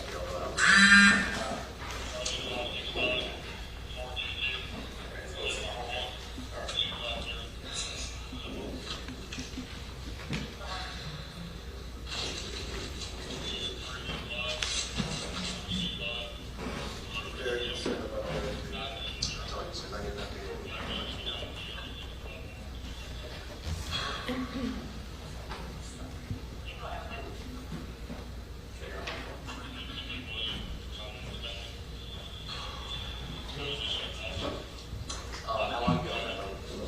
Your Honor? Yeah, on the boat, it's 2020. And how many hours? You have to put hours. How many hours behind the boat do you have? So I think that resolved the issue of the missing portion. Yes, that was what was missing previously. All right, we'll continue on.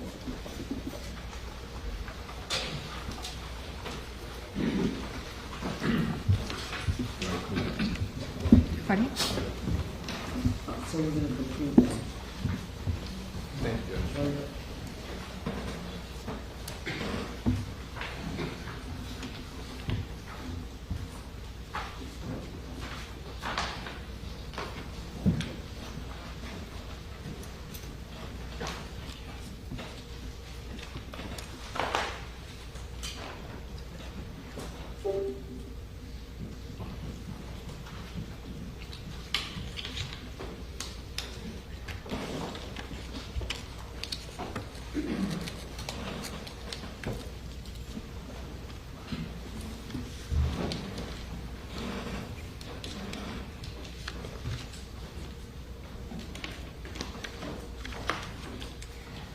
So Lieutenant, up to now, we've talked about the fact that you spoke with George Pino on the evening of September 4th of 2022, and we talked about the inventory of the vessel that was done once it was salvaged from the bottom of the bay, right? Yes, ma'am. Okay.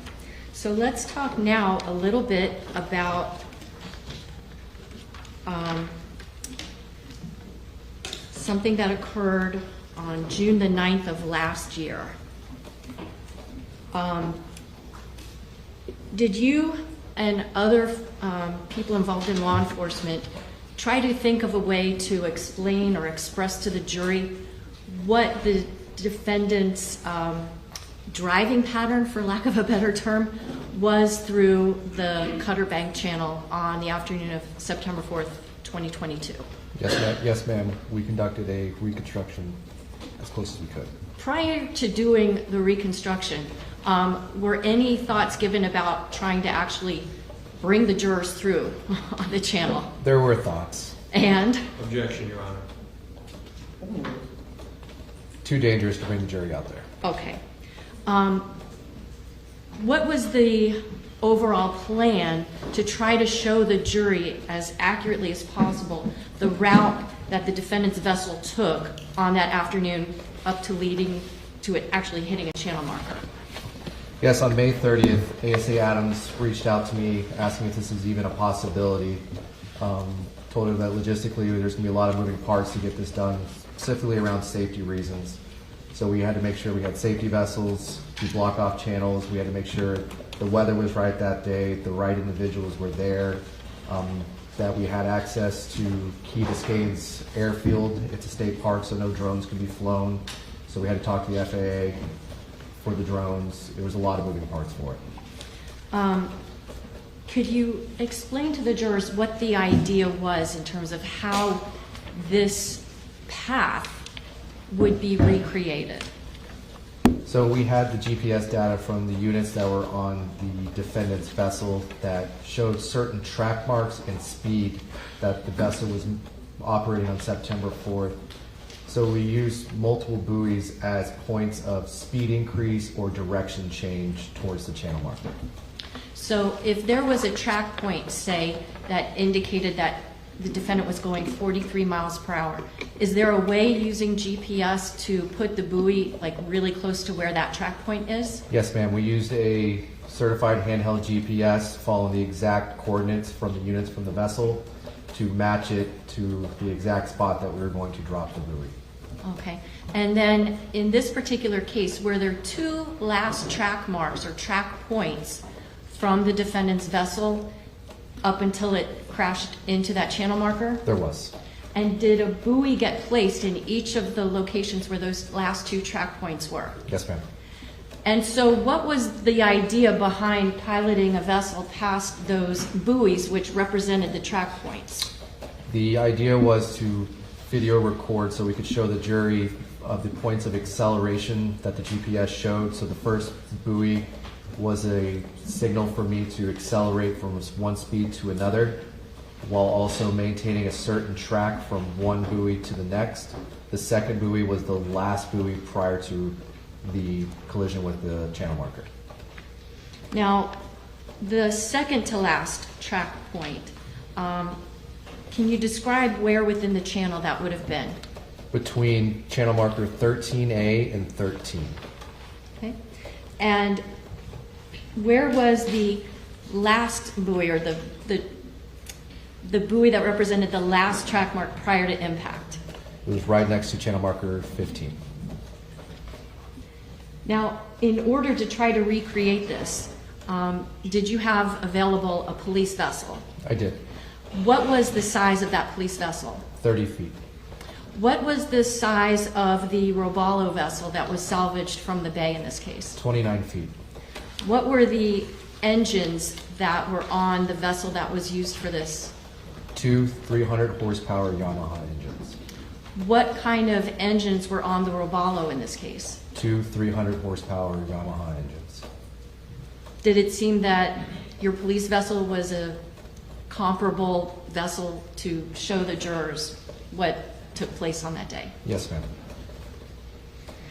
Were you able to get the police vessel accelerated up to 43 miles per hour at that first buoy? Yes, ma'am. And did you then accelerate the vessel to about 47 miles per hour right before you got to that second buoy? Yes, ma'am.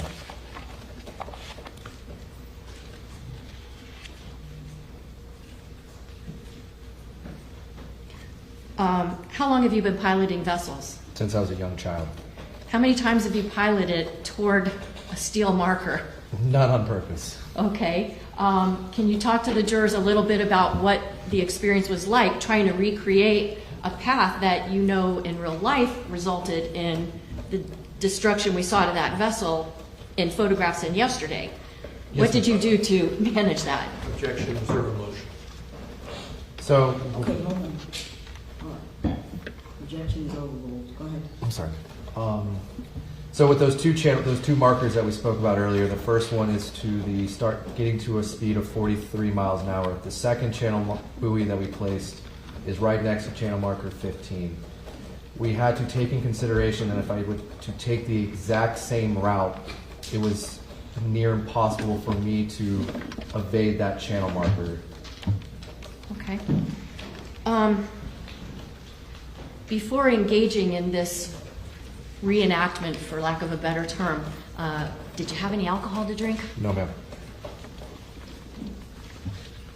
Did you have any minors on the boat with you? No, ma'am. Now, did you make several passes through that channel? Yes, ma'am.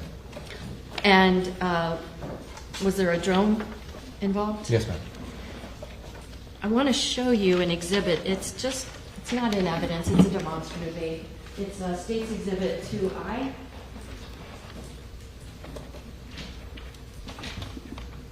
This is not scientific. My channel drawing is as good as your boat drawing. But does this represent kind of the tail end of the Cutter Bank channel? Yes, ma'am. Would you be able to use this pen and kind of like show us in cartoon figures almost the route that you basically were taking? Yes, ma'am.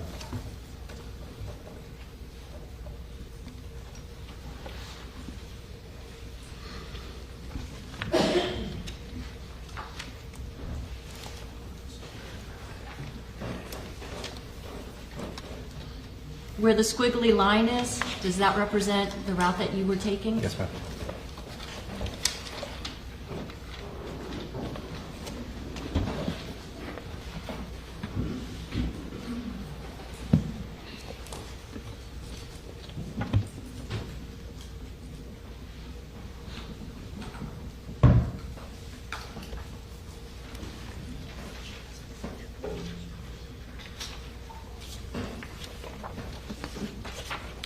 I'm showing you exhibits that are in evidence as states 23 and 22. Do these accurately depict what channel markers 14 and 15 look like? Yes, ma'am.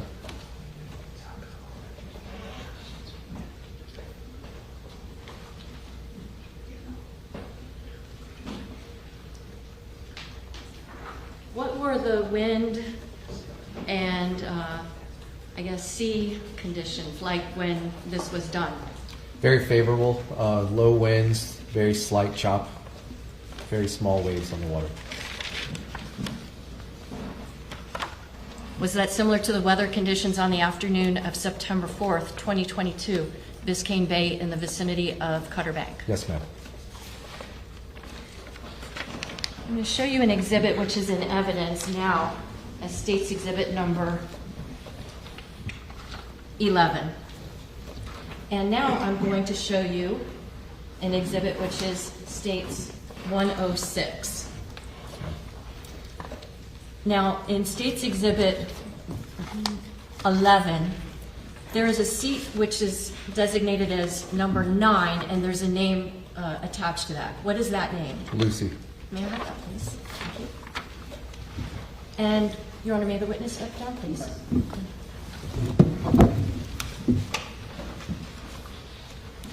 So if what we're looking at here in exhibit number 11 is a diagram of the seating arrangements of Mr. Pino's vessel on September 4th, 2022. And if what we're looking at here in State's Exhibit number 106 is an actual photograph of where seats 7, 8, and 9 would be. Yes, ma'am.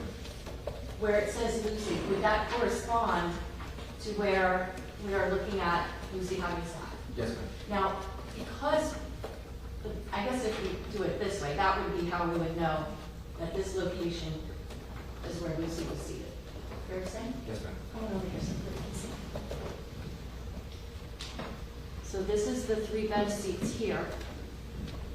And a prior witness identified that Lucy was seated here.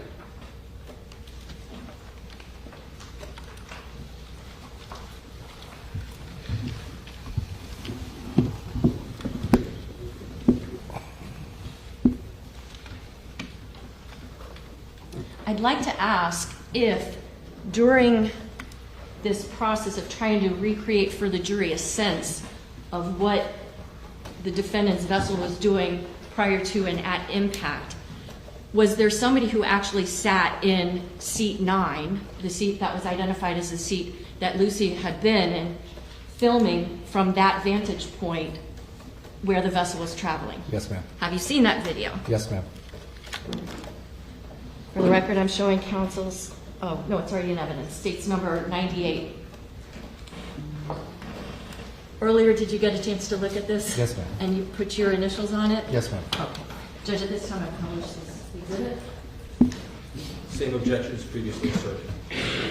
And over those objections,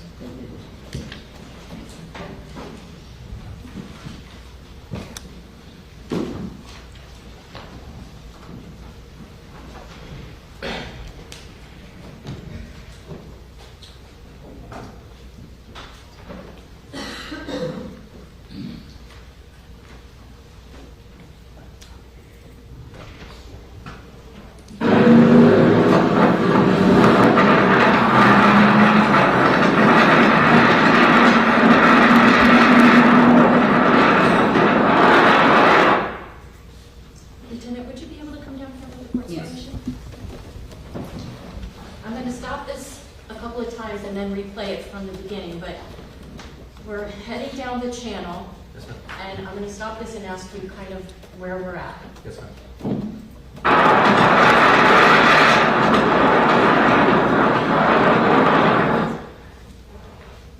What channel marker is that? Be 13. 13A? Take a close look. 13A. Okay.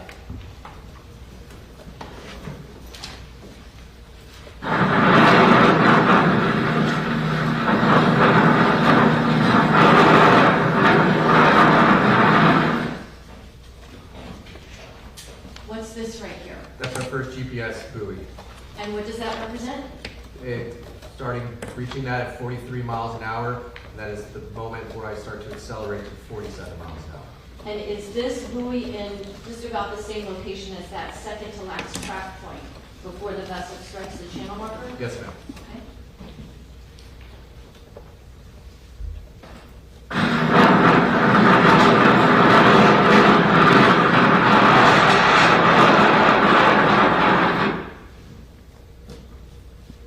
What I'm pointing to here with my pen, what is that? That's the second GPS buoy. Okay. And this represents the last track point prior to impact? Yes, ma'am.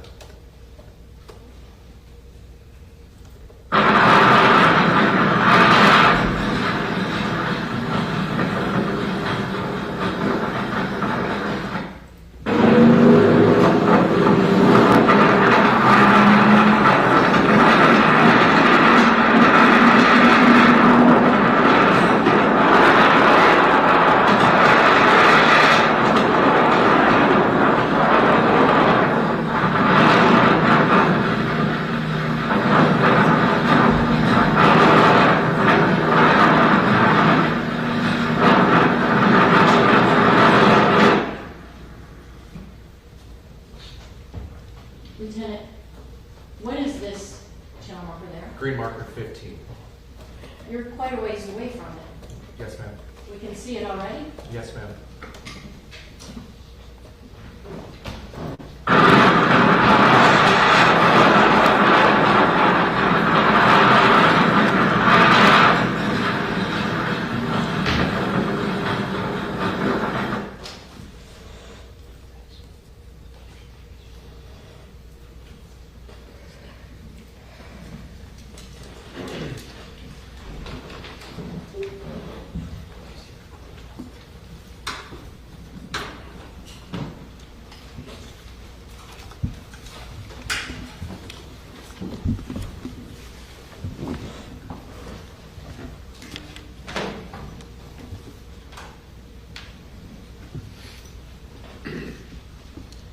Last thing I want to ask you about was yesterday.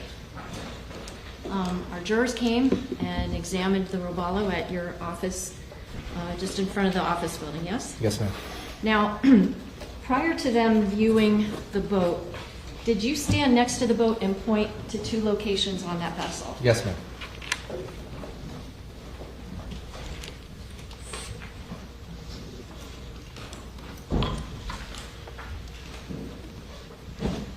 I'm going to show you State's Exhibit number 68. And if the witness can step down, please, Judge? Yes. Can you use this exhibit to point out the 2 locations that you pointed to for the jurors? The first point is right here. The second point is right here. Can you explain to the jurors what you were pointing out? Up here, I'm pointing out what we call the ink transfer from the green day buoy that was on top of markers 15 as the initial impact point. And you pointed to a second location. Here, What is that? the secondary impact point. And why were you, what was there that let you know that? The extreme amount of damage that started from this point. And in fact, was there paint transfer there as well? There was.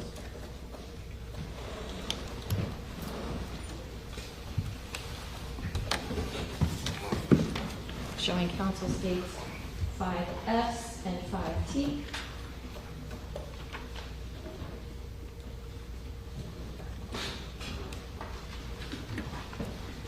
Do exhibits 5S and 5T represent the 2 locations of paint transfer that you just described? Yes, ma'am. I would move states 5S and 5T for identification and evidence. No objection. 5S, mark for identification, now State's Exhibit 112. 5T, 113. I'm sorry, 113? 113. Thank you.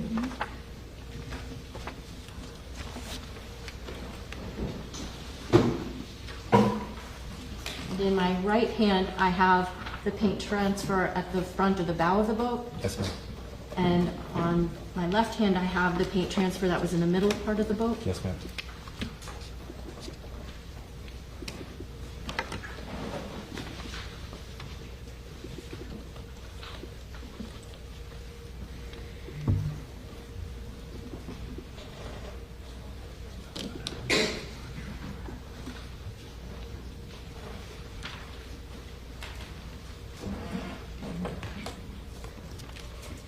I have no other questions.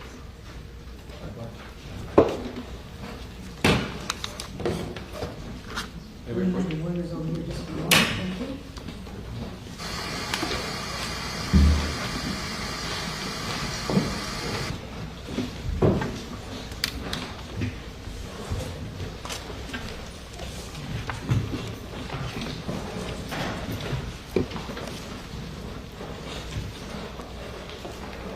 Counsel, before you start the cross-examination, ladies and gentlemen, during the course of the direct examination of the witness, there was a question asked of the witness, and the response from the witness was that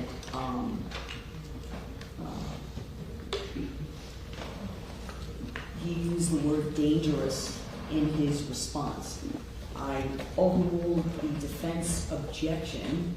That objection should have been sustained. You would disregard any statement or any conclusion by the witness. with the use of the word dangerous in terms of what he has done. All right? Thank you.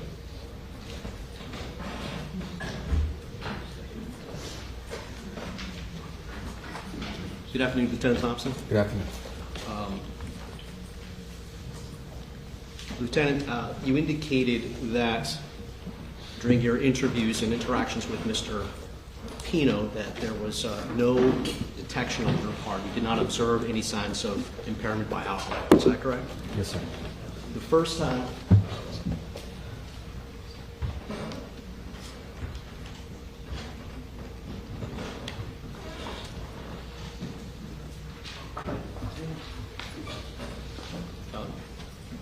At the point that you had your first interaction with Mr. Pino, however, approximately 2 hours had passed since the accident in this case. Is that right? Yes, sir. So, to be more specific, the accident occurred sometime around 6:37 p.m. Is that right? Yes, sir. And the first time that you had contact with Mr. Pino was at 8:16 p.m. according to your testimony today. Does that sound right? Yes, sir. So almost 2 hours later. Is that right? Yes, sir. Would you not agree that that persons who were with Mr. Pino closer in time to the point of the accident, 6:37, that their impressions as to Mr. Pino's whether Mr. Pino appeared to be impaired by alcohol or not would be important to know? Yes, sir. And if such persons that observed Mr. Pino at the time closest to the accident were to say that they didn't detect or didn't observe anything about Mr. Pino which would have indicated alcohol impairment, that would be valuable for this jury to know. Is that right? Yes, sir. As well as witnesses to Mr. Pino's state of mind or physical state while he was actually at the sandbar in this case. Witnesses at the sandbar with Mr. Pino who were able to say there was no evidence of impairment by alcohol with Mr. Pino, that also would be important for this jury to know. Is that right? Yes, sir. Particularly if those witnesses did not observe any evidence of alcohol impairment. You would agree with that, wouldn't you? Yes, sir.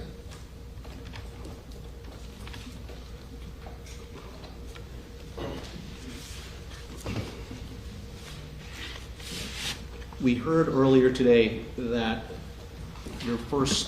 when you had your first opportunity to have interaction with Mr. Pino, that was at the seawall at Elliott Key Harbor. Is that right? Yes, sir. Mr. Pino was on a police boat. Is that right? Yes, sir. In fact, he was on a police boat with one of your members of your crew that day, Keith Hernandez. Is that right? Yes, sir.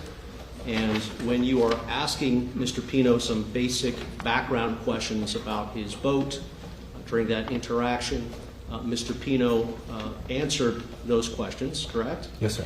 But he also offered an explanation, his memory about how this accident occurred, correct? Yes, sir.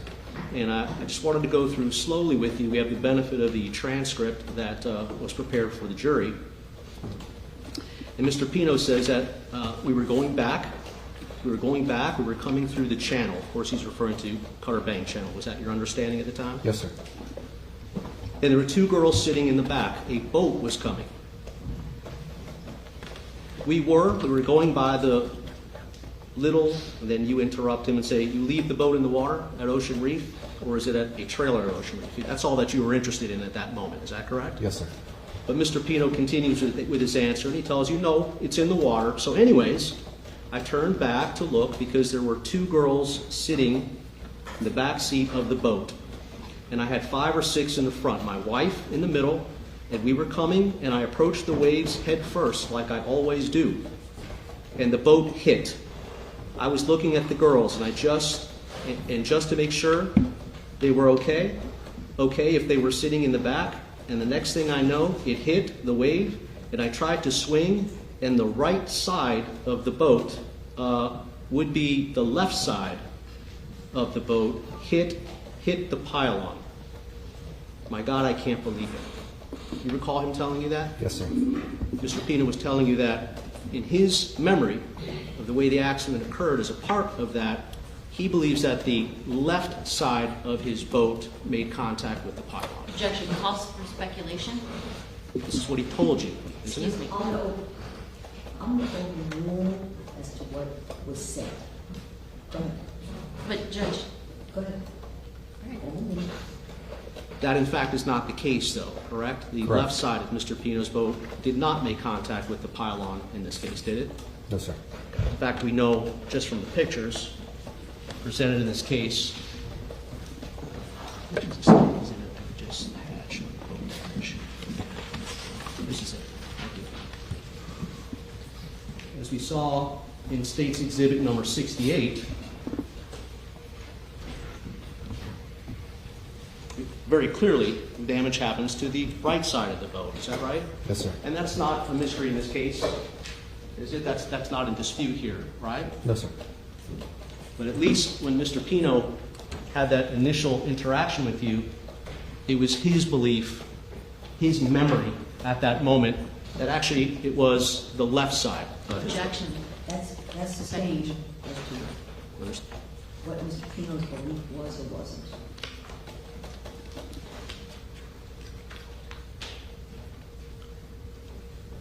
You go on. You ask him if he has a trailer for the boat, and he tells you that the boat goes back to Ocean Reef, etc., and so on.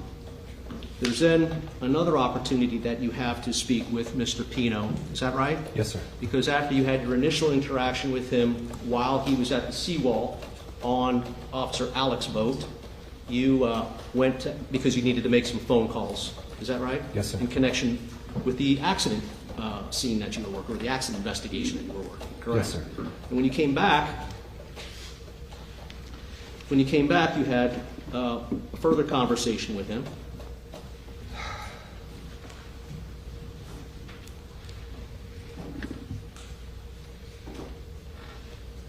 And you tell Mr. Pino,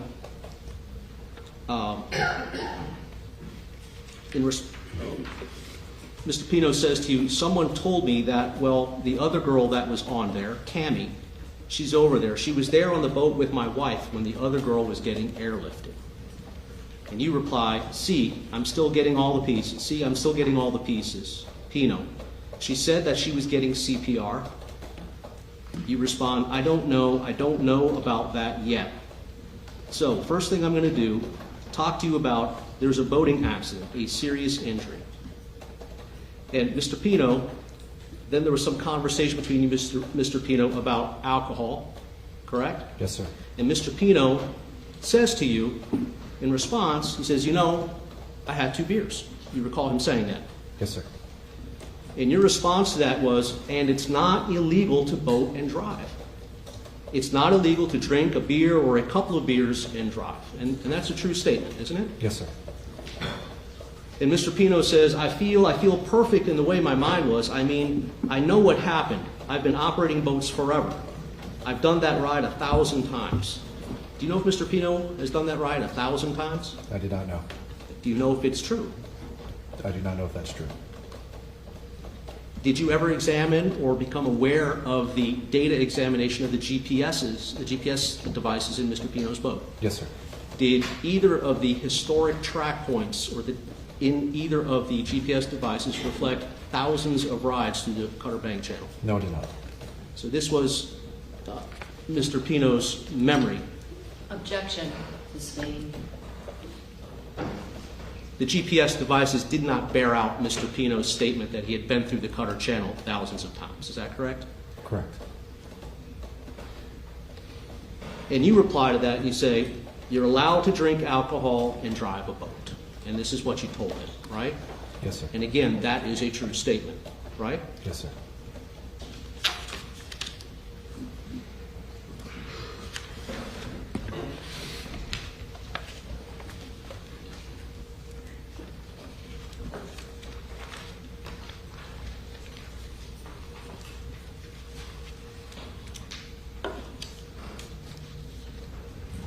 And during this conversation, further, Mr. Pino takes the opportunity, after following some additional conversation between the two of you, he takes the opportunity to tell you again about what his recollection, what his memory is of how the accident occurred. Do you recall that? Yes, sir. And Mr. Pino says, that was my wife and myself, right? And then 2 girls were on the back. And the rest of the girls in the front in the seating area. And then we were going through the last marker. There was a boat coming through, which was bigger. So the waves, I was veering to the right to cut into the waves. You say, okay. Mr. Pino continues. Right, like I always do, cut right through the waves, and I knew I was going to hit some waves. I looked back at the 2 girls that were sitting back there because I was a little concerned. I told my wife, watch. I even remember exactly who it was. It was Coco. Pretty sure it was Coco and Andrea. You recall him giving you that answer? Yes, sir. Now, Coco, he was referring to someone by the name of Coco Aguilar, correct? Yes, sir.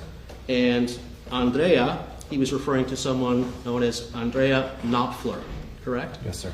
And both Coco Aguilar and Andrea Knopfler, they were passengers on Mr. Pino's boat at the time that this accident occurred. Yes, sir. And Mr. Pino is telling you that he even remembers exactly who was sitting behind him, again saying it was Coco and Andrea. Is that right? Correct.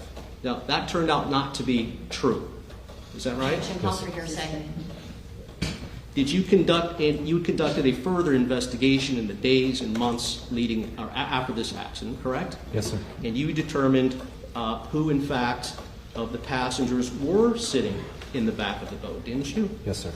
And did your investigation reveal that it was Sarah Gutierrez? Objection, this is hearsay.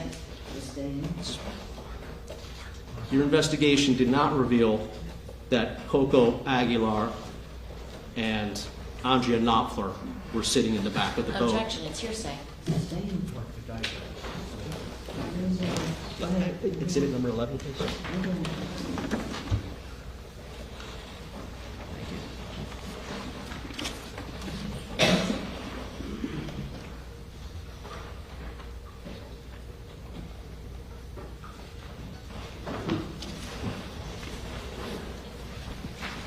I'm handing you exhibit number 11. Yes, sir. Now, you recall, Detective, that exhibit number 11 was the boating diagram that was presented to the various passengers in this case in order to develop the seating chart of the seating chart of the passengers as they sat on Mr. Pino's boat on the day of this accident, correct? Yes, sir. And if you would, referring to exhibit number 11, what did your investigation reveal as to who was sitting in the back of the boat? Objection, Judge, that's not what Exhibit 11 demonstrates. Is it introduced? Yes. Yes, but it was not from the detective, it was the words of other witnesses. I'm gonna allow it. Go ahead.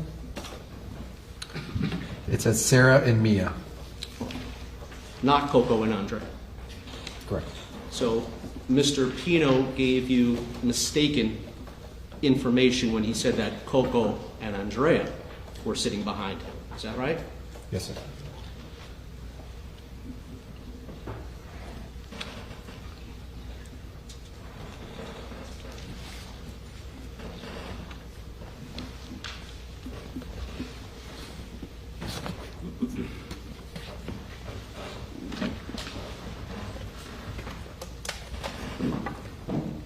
Mr. Pino goes on.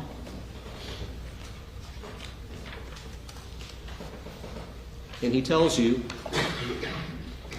speeding up a bit,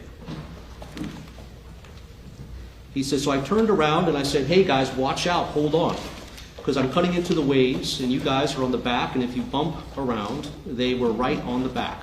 There was a seat at the back of the boat, and as soon as I said it, I was cutting through the wave and I looked, and the wheel, I guess when it hit the waves, the wheel turned a little bit, turned a little bit as I was cutting back in, and I lost a little bit control, and I think I turned, and it was I'm pretty sure it was the left side of the boat that skimmed the left side of the boat, probably towards the front to try to turn away from it. So again, Mr. Pino tells you that it was the left side of the boat that made contact. Is that right? Yes, sir. And he goes on to say, and the boat hit the left front boat, and then we all got ejected. Do you know if Mr. Pino's statement to you that, quote unquote, they all got ejected, or I'm sorry, that we all got ejected, was true? Objection, calls for hearsay.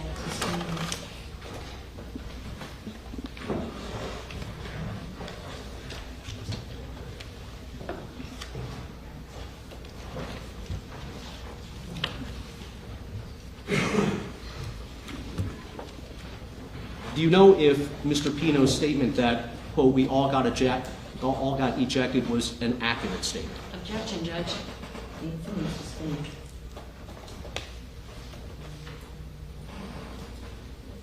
You asked Mr. Pino, once you get ejected, when you came up, what did you see that you can remember? And Mr. Pino says that I know exactly what I saw. It's because I'm having a problem. I'm having a problem recalling because it was very scary. I got up, so I know I couldn't believe what had happened. I saw a few people floating. I yelled. I recognized some of them. They said, all right, I'm here, I'm here, I'm here. And then I immediately went under the boat to see if anyone was there. Do you recall him telling you that? Yes, sir.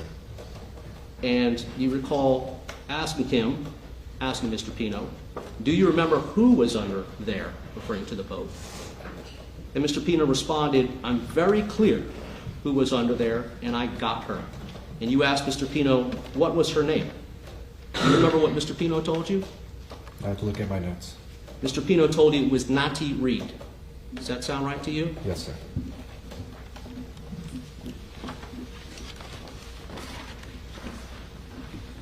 And we, of course, are here in this trial because it wasn't Nati Reed who was under the boat, right? Correct.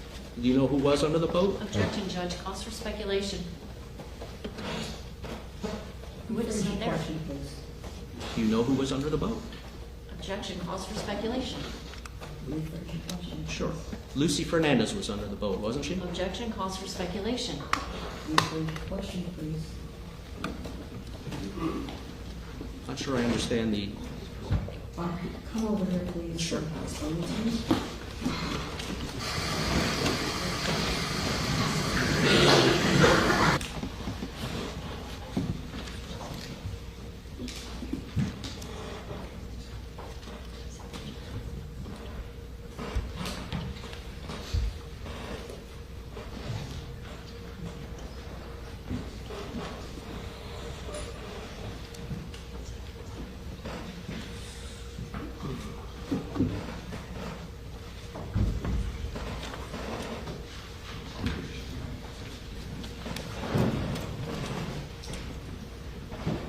All right. Counsel? Thank you. You may Thank you. proceed. Thank you. And, your questions. At any time after the accident, did you interview Nati Reed? I'd have to go through my notes. Do you know of anyone from you or your agency or any other agency that interviewed Nati Reed after the accident? I would have to go through my notes.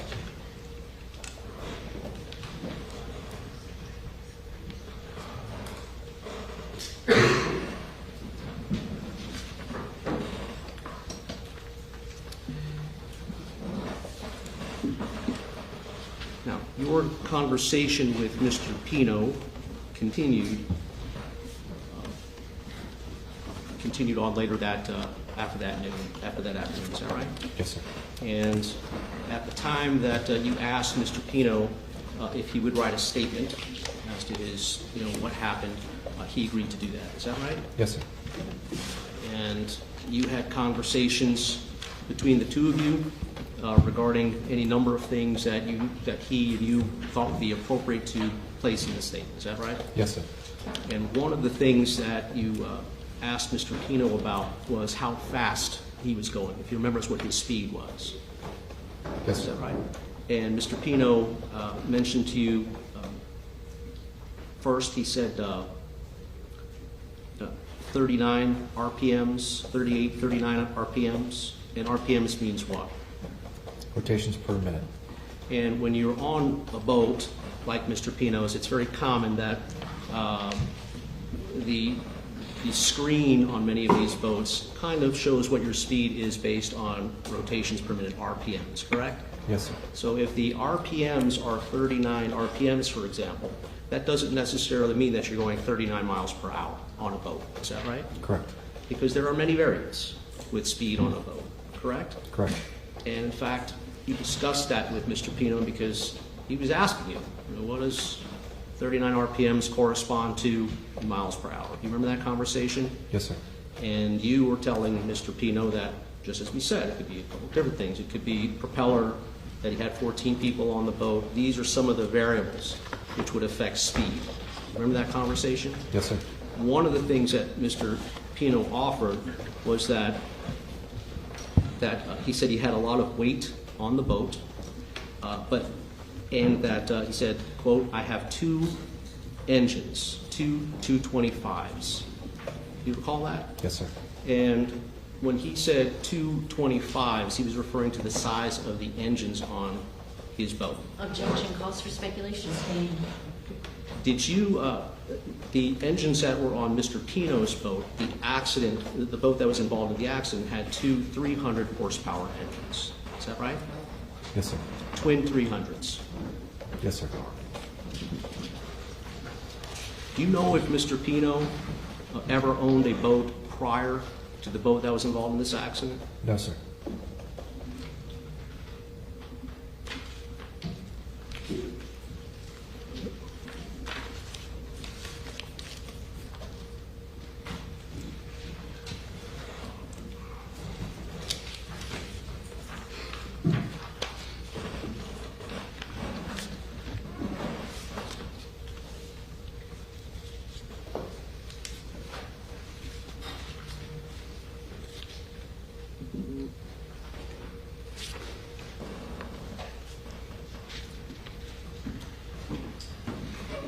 You did notice when you began your interview with Mr. Pino that he did have his head wrapped in a gauze bandage. Is that right? Yes, sir.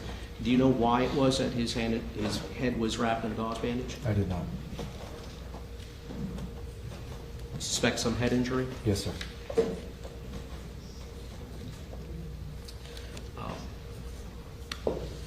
And Mr. Pino, in fact, prepared the written statement for you that you asked for. Is that correct? Yes, sir. That's in evidence now, isn't it? Yes, sir.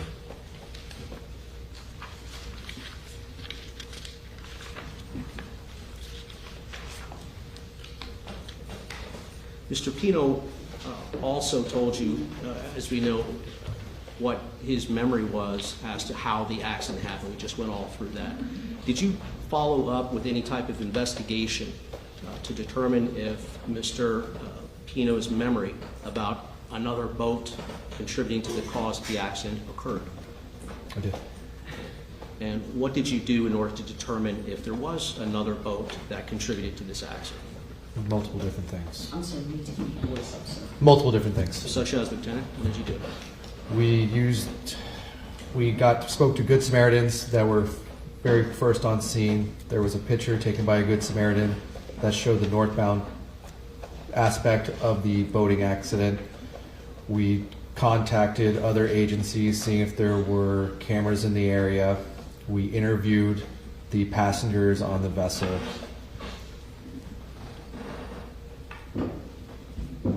And did you find anything in all of that which corroborated Mr. Pino's memory as to whether there was another boat? Objection, hearsay.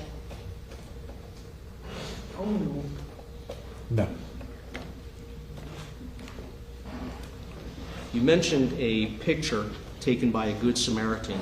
How was that helpful to you in coming to the conclusion?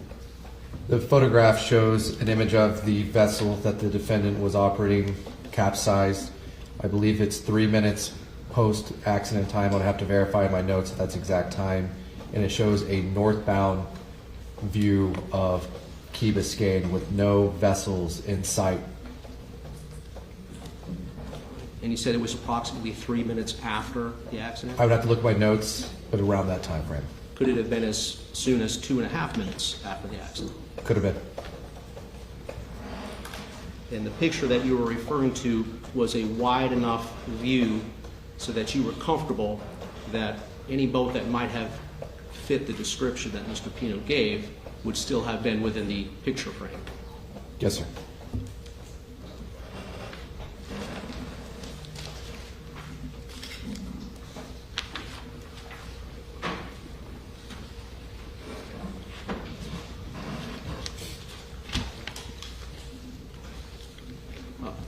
Lieutenant,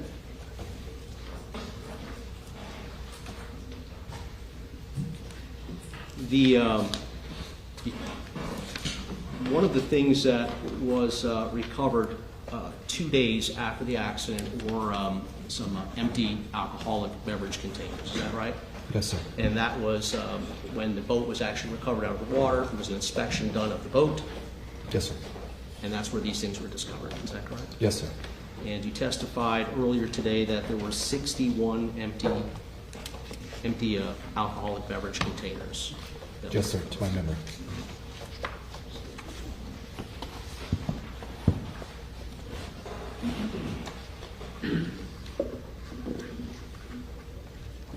I see it was 107 through 109. Yes.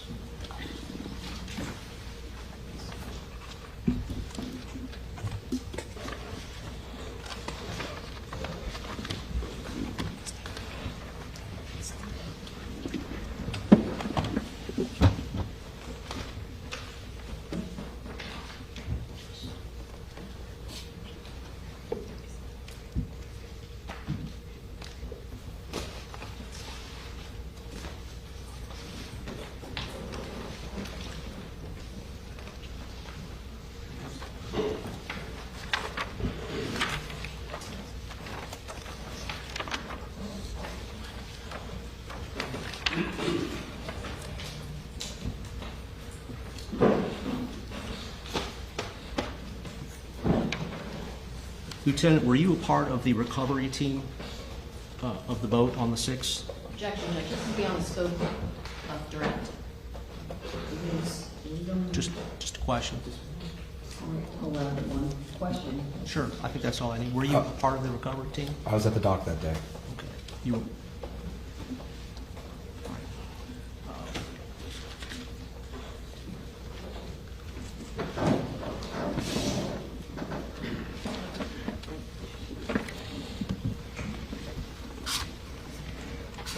Exhibit 97.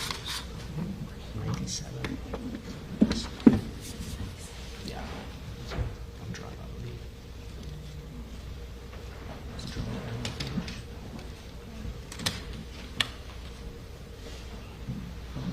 that must be the message.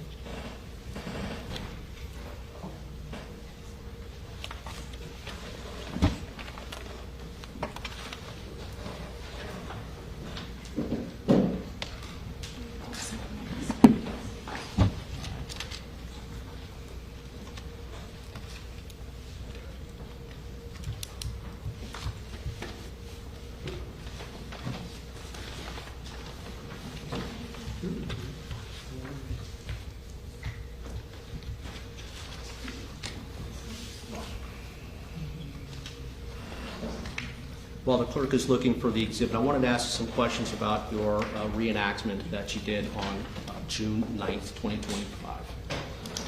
Do you recall, I received let me ask you this, do you recall what time it was that the actual reenactment was done?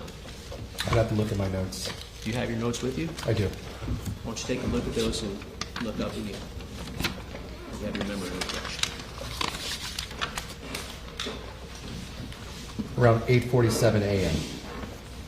What, 8:47 a.m., is that when the actual runs with the vessel were done? I don't have that report with me. That was the time frame that we started doing runs, but I don't know the full time frame of how long.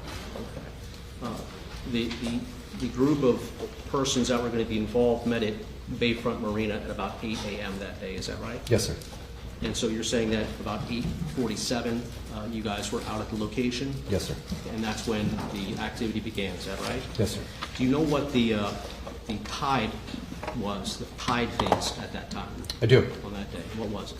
It was a plus 1.75. I'm sorry, I didn't. Plus 1.75.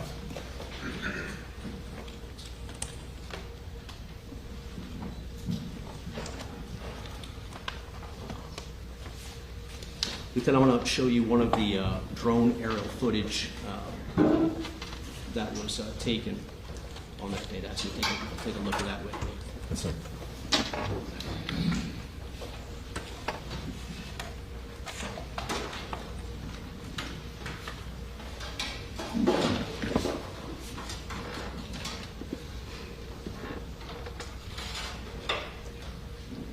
Before we look at the video, as I understand it, your testimony earlier was that you tried to follow the historic track that Mr. Pino's vessel took on the day of this accident as you possibly could. Is that correct? Yes, sir.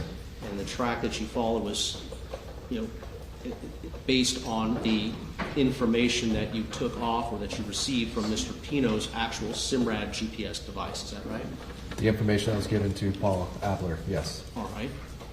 And you were able to, it was actually you that was navigating or that was driving the test boat? Yes, sir.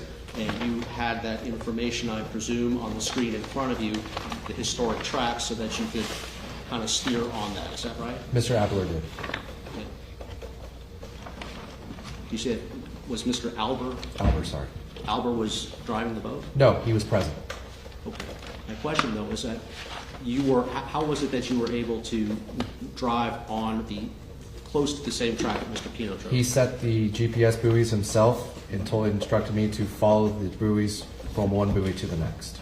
Understood. And that was based on the historic tracks that were present on Mr. Pino's SIMRAD device? Yes. And you are comfortable, or you were convinced that the buoys that Mr. Albert set up for you are consistent with the actual course that Mr. Pino drove on the day of this accident? Is that correct? Yes, sir. Carlos, if you would call up S1001384. You are, may Lieutenant Thompson come down and take a look at this? Yes, ma'am.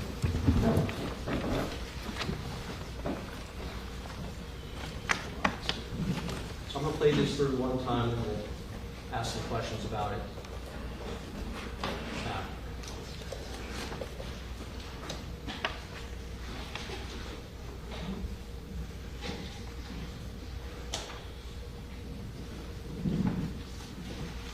Prior to, hold that for a second. Now, prior to viewing this, you and I met today, and you authenticated for me that this video that you're about to see is an accurate representation of what took place that day. Is that correct? Yes, sir. Excuse me, can we have what exhibit number this is? Yeah, it's 97. Thank you. Yeah, once you start it, hold it there for a second. So this is the vessel that you were operating, Lieutenant? Yes, sir. And just for the sake of the record, what we're looking at here is a part of the Cutter Bank channel, correct? Yes, sir. And can you see what I'm pointing at the channel marker here. Do you know what channel marker that is? 13A. And I'm pointing at another one with a red triangle. Do you know what that is? 14. And the final channel marker that I'm pointing at? 15. 15 is the channel marker that was aligned with. Is that right? Yes, sir. Okay. Let's continue.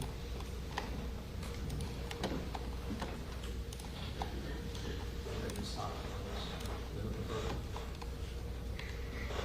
Just let it.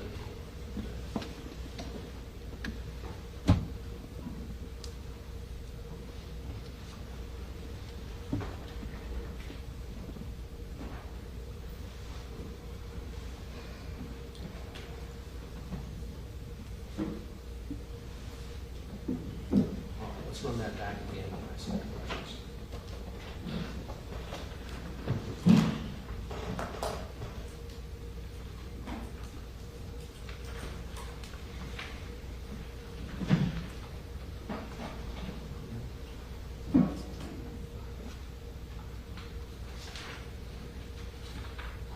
Stop it.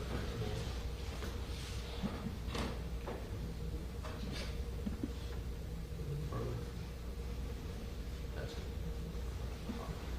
Lieutenant Thompson, where your vessel appears at that moment at the 18-second timestamp, you're just 13A is just to the left side of your vessel. Is that right? Yes, sir. Now, there's plenty of space between your vessel and the 13A channel marker at that point. Is it there? Yes, sir. Continue, please. Stop it there. Now, at this point, just past the 13A channel marker, you are still within the Cutter Bank channel. Is that right? Yes, sir. And would you consider that the location of your vessel at that point is somewhere in the center of the Cutter Bank channel? Yes, sir. Continue.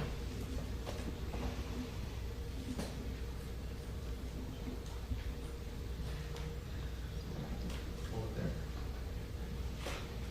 there. And as your vessel is continuing now, that is more in line with the left side of the channel. Is that right? Yes, sir. Now, if there are no oncoming boats present in that division, correct? Yes, sir. And that is because the area has been essentially quarantined by other police vessels. Is that right? Yes, sir. There were no oncoming boats, as you said earlier. You were convinced there were no oncoming boats at the time of the accident that Mr. Pino was involved in. Is that right? Objection. Sustained.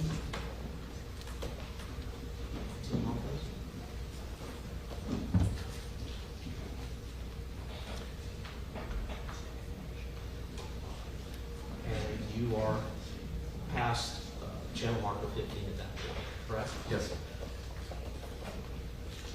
Now, you were able to avoid alighting with channel marker 15, obviously, correct? Yes, sir. And the reason that you were able to avoid alighting with is because you were focused entirely on that channel marker. Correct.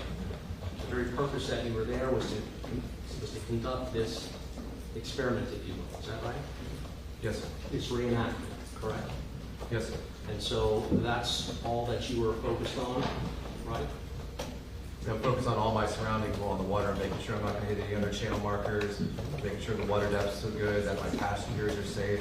I'm not just focused on that green marker. Sure, but because you were completely focused, as you said, on all of these things, you were able to approach that channel marker 15 at close to or at the same rate that Mr. Pino was able to, that Mr. Pino approached that, but you managed to avoid colliding with him, correct? Yes, sir. And that's because you saw it in front of you, Yes, sir. correct? You saw it even before you got to the channel marker itself. Is that fair to say? Yes, sir.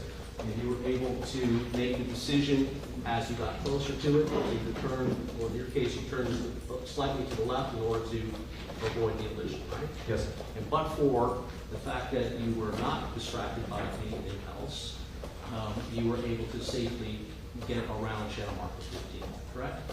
Yes, sir.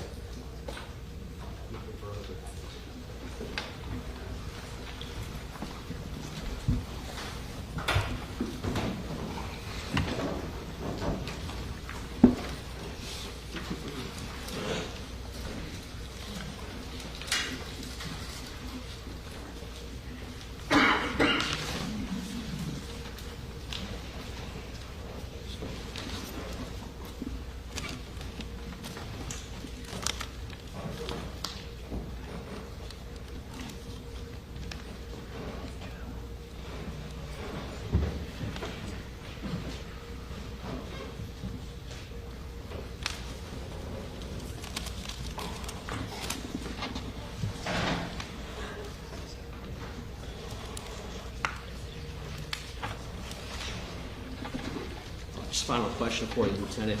You mentioned earlier, in response to my question about the tide that was You present. said tide? Tide, T-I-D-E. You answered my question about the tide that was present at the time that you conducted this recreation. Do you know what station that tide was measured from? No, sir. And I ask because, of course, different stations will have different tide levels. Is that correct? Yes, sir. So what the tide might be in downtown Miami isn't necessarily what the tide is going to be in Coconut Grove, for example. It'll be pretty close based on the area, but it will be different. Okay. And I believe you said that the tide, as you recall, was plus 1.75, was that it? Yes, sir. And that means exactly what? There's a standard level that the sea level's at, and it goes up and down from there. So plus 1.75 would be 1 foot, 1 and 0.75 feet above that standard level. And was that considered the highest tide for that day? No, it was not. At that time? What was the high point tide? I do not know. Do you know what the low point tide was? I do not. All right, I have nothing further. Thank you. Thanks, sir. Yes.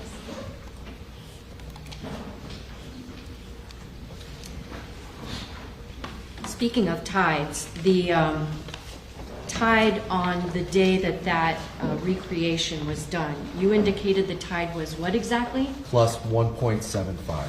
Did you ever research what the tide was at that location on September 4th, 2022 at about 6:30 p.m.? I did. What was it? The high tide of the day was at 4:48 p.m., which was plus 2.2. The low tide was going to be at 11:33 p.m., which is negative 0.7. So it'd be somewhere between there, roughly around 1.5 feet. So at the time that the vessel collision happened in this particular case, the tide was lower than it was during this recreation? It was. Now, in terms of what that means as far as how high up or down the water moves along that channel marker, when would the water have been higher up on the channel marker? On the day of the recreation or at the time of the crash? It was higher at the day of the recreation. So at the time of the crash, would more of the sign have been visible? It would have. I want to show you a picture. It's in evidence. It's State's Exhibit number 10. Do you recognize from this investigation who is depicted in these photographs? More or less, yes. And are a lot of these girls the girls that were in fact on the vessel? Yes, ma'am. And let me ask you a question first off. Are they black or white? No. Huh? Colored picture. No, I'm sorry. I'm sorry. We needed that on a Friday. What is the race of these girls? Black, white? Mostly white. Okay. What about hair length? Longer hair for most of them. What are they wearing? String bikinis. Some of them are wearing sunglasses. Yes, Overall, do these girls kind of look alike? they do.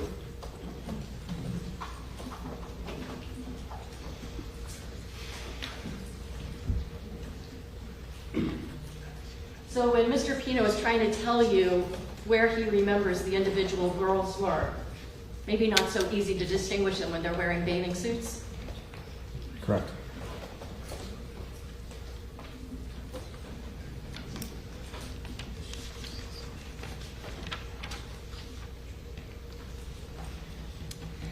The defense asked you about Mr. Pino saying that he's traversed that area thousands of times. Were you taking him literally at that moment? No, ma'am. So like if I say to you, we've had thousands of sidebars in this trial, do you think we've really walked over to the side of the judge's bench thousands of times? No, ma'am.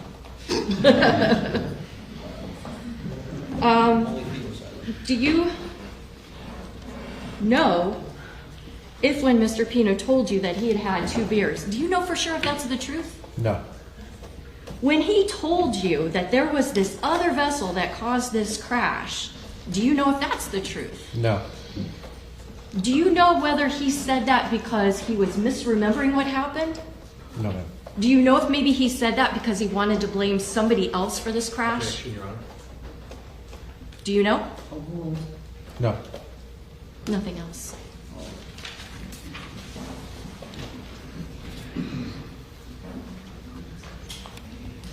All right, the witness is excused. Sir, you may be subject to recall. You remain under the subpoena. Yes, ma'am. Thank you. Thank you.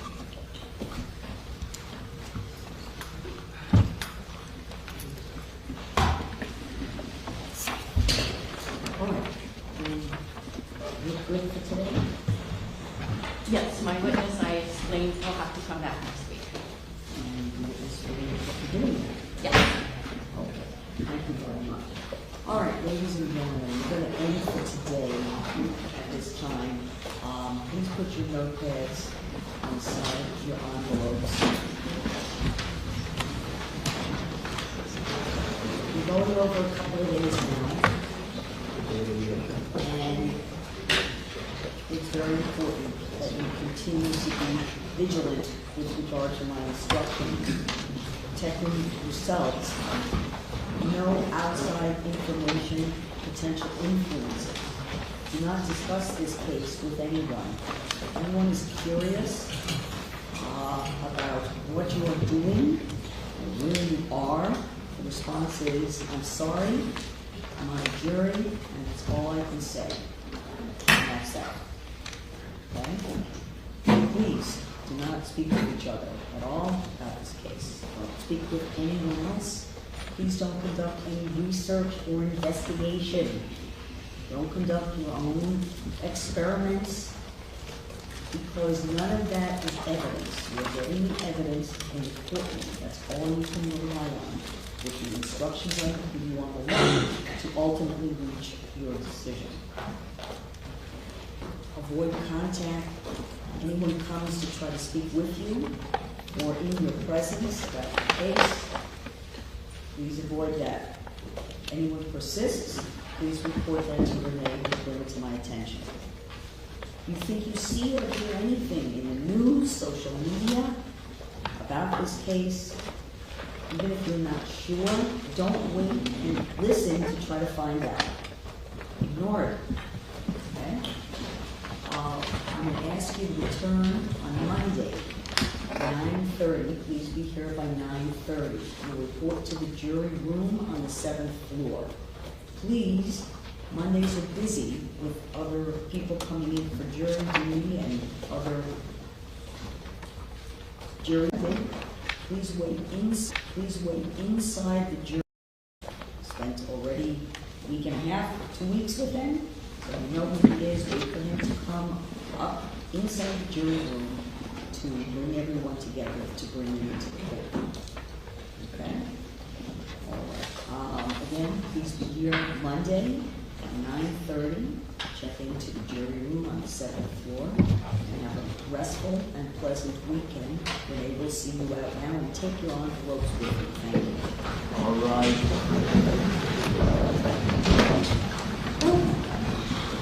Again, everyone, please remain in the courtroom to allow the jury to exit and work their way down the hall.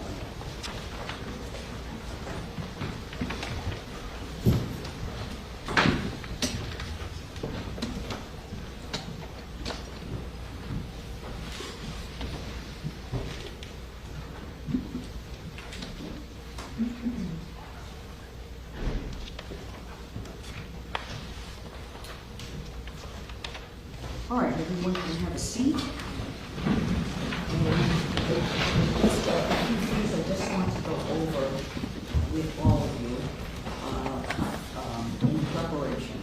I'm going to ask you please, and I had mentioned it before to the attorneys, I'm going to be looking at and working on the jury instructions this weekend. I'm going to be looking specifically at any special requested jury instructions. And that's going to include, I believe the state has provided me with a special requested instruction on the navigational rules. I'm going to be looking at that over the weekend. Okay? And I have from the defense proposed instructions which somewhat mirror, well, they do mirror, but they include additional requests that are not within the current standard instructions. That's going to be very important for us to discuss all of this. So the sooner that we start looking at them and evaluating these current standard instructions for manslaughter and for vessel homicide, for that. Okay? So please work on that over the weekend, and I'll let you know that I am looking not only in Florida, because I know what the standard, we see what the standard instructions are, but I'm looking again throughout the state on that issue, and may or may not be looking outside the state of Florida, because I'm not sure to what extent the requests that have been made to elevate special instruction from the state, in addition to the additional language from the defense, as special instructions. I think a lot of this could be matters of first impression. So I invite you to look even outside of the state of Florida at how other jurisdictions might address some of these issues that we know we're going to have. It's not going to be a surprise what it is. Okay? All right. That's the one thing. And the second thing is, in terms of where we're going as far as witnesses, my understanding is we're going to have, I think, 2 additional witnesses from the state. Yes, Okay. One is going to be the medical examiner. correct. Will that be your first witness for Monday? I'm not sure. I need to speak You with see each how of that them to works figure out In how their terms of schedules time. are. All right. And then you're going to have the witness, Mr. What was his? The expert. Albert, Mr. A-L-B-E-R. Albert, as your expert witness. Okay. If there are any issues that you anticipate regarding that witness, Mr. Albert, or either of the witnesses, okay, if you would put me on notice through email as to what concerns might be raised, so we will discuss those before I would bring the jury in, as much as we can. Okay? Because that's been very helpful in terms of keeping our proceedings smooth. All right. Well, that's all I have, and that would be the end of the state's case, and then we would move forward. I will ask, again, I'm not going to comment because there's going to be defense motions at the close of the state's case. So if we do proceed, the defense should be ready to proceed with your witnesses for, I would imagine, sometime after lunch. I'd say have your witnesses ready before 1:30 or so in the afternoon. Just if we are proceeding past the defense motions, it should happen ready. Okay? Does anyone have anything they want to talk about now? Yes, Judge. Over one of the breaks, Mr. Shrevenick and I both signed off on a stipulation regarding the fact that the defendant's vessel was in operable condition on the day in question. I'd like to ask if that can be marked as a court exhibit and admitted into evidence. All right. Defense? You've Yes. seen this. Okay. I signed it, yes. Okay. So I'm going to go ahead and take it as a court exhibit. The parties have stipulated. But then what I will do is, at the point in time that you asked me to publish that to the jury, I would publish it as a court exhibit. I would read them the instruction on stipulation. I would read that to them. Thank you. That would be the court. I'll leave it to you, though, to notify me Yes. at what point you would like me to provide that information to the jury. Excellent. That would be court exhibit 1. Court exhibit 1. Next. I am told that during my, I believe, redirect with Lieutenant Thompson, I could hear sound behind me, but I was focused on what I was doing. I am told that the defendant may have been muttering something along the lines of, "It happens, it happens, it happens." I notice, from being over on that side when I need to view the angle of the monitor screen, he's in very, very close proximity to the jurors. And I hope maybe somebody misunderstood what was taking place, but I did hear noise behind me. And so I just hope that the defendant is not doing something along those lines. Okay. You know, I had made some adjustments to the seating early in terms of everyone, and I did not hear anything. I'm sorry, do you have something you want to say to me? Why are At you all. staring at me? Excuse me. I'm staring out there. I don't want to say anything. Excuse me, ladies and gentlemen, we're not going to do this. Okay? I'm going to remind everyone, including not only people in the audience, but also specifically the parties, the attorneys as professionals, and Mr. Pino.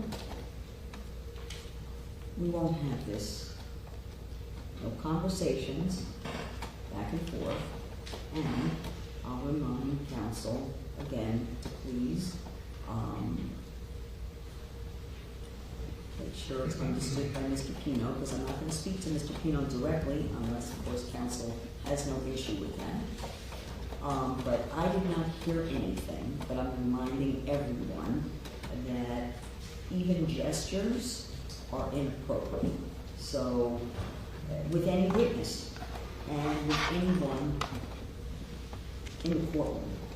So not only verbal, but any kind of gestures from anyone in this courtroom that could potentially be seen by the jury. And again, that includes Mr. Pino, that includes me, frankly, okay, that the jury could see or hear is improper. So, please, again, I did not hear anything, and I did not see anything.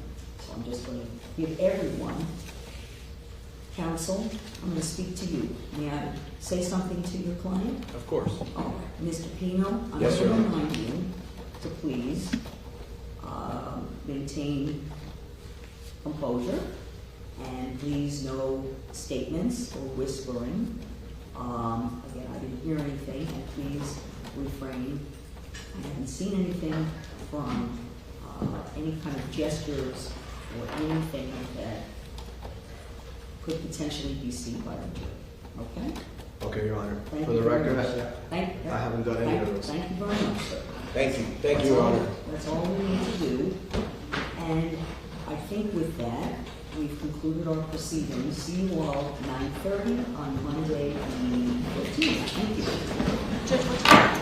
9:30.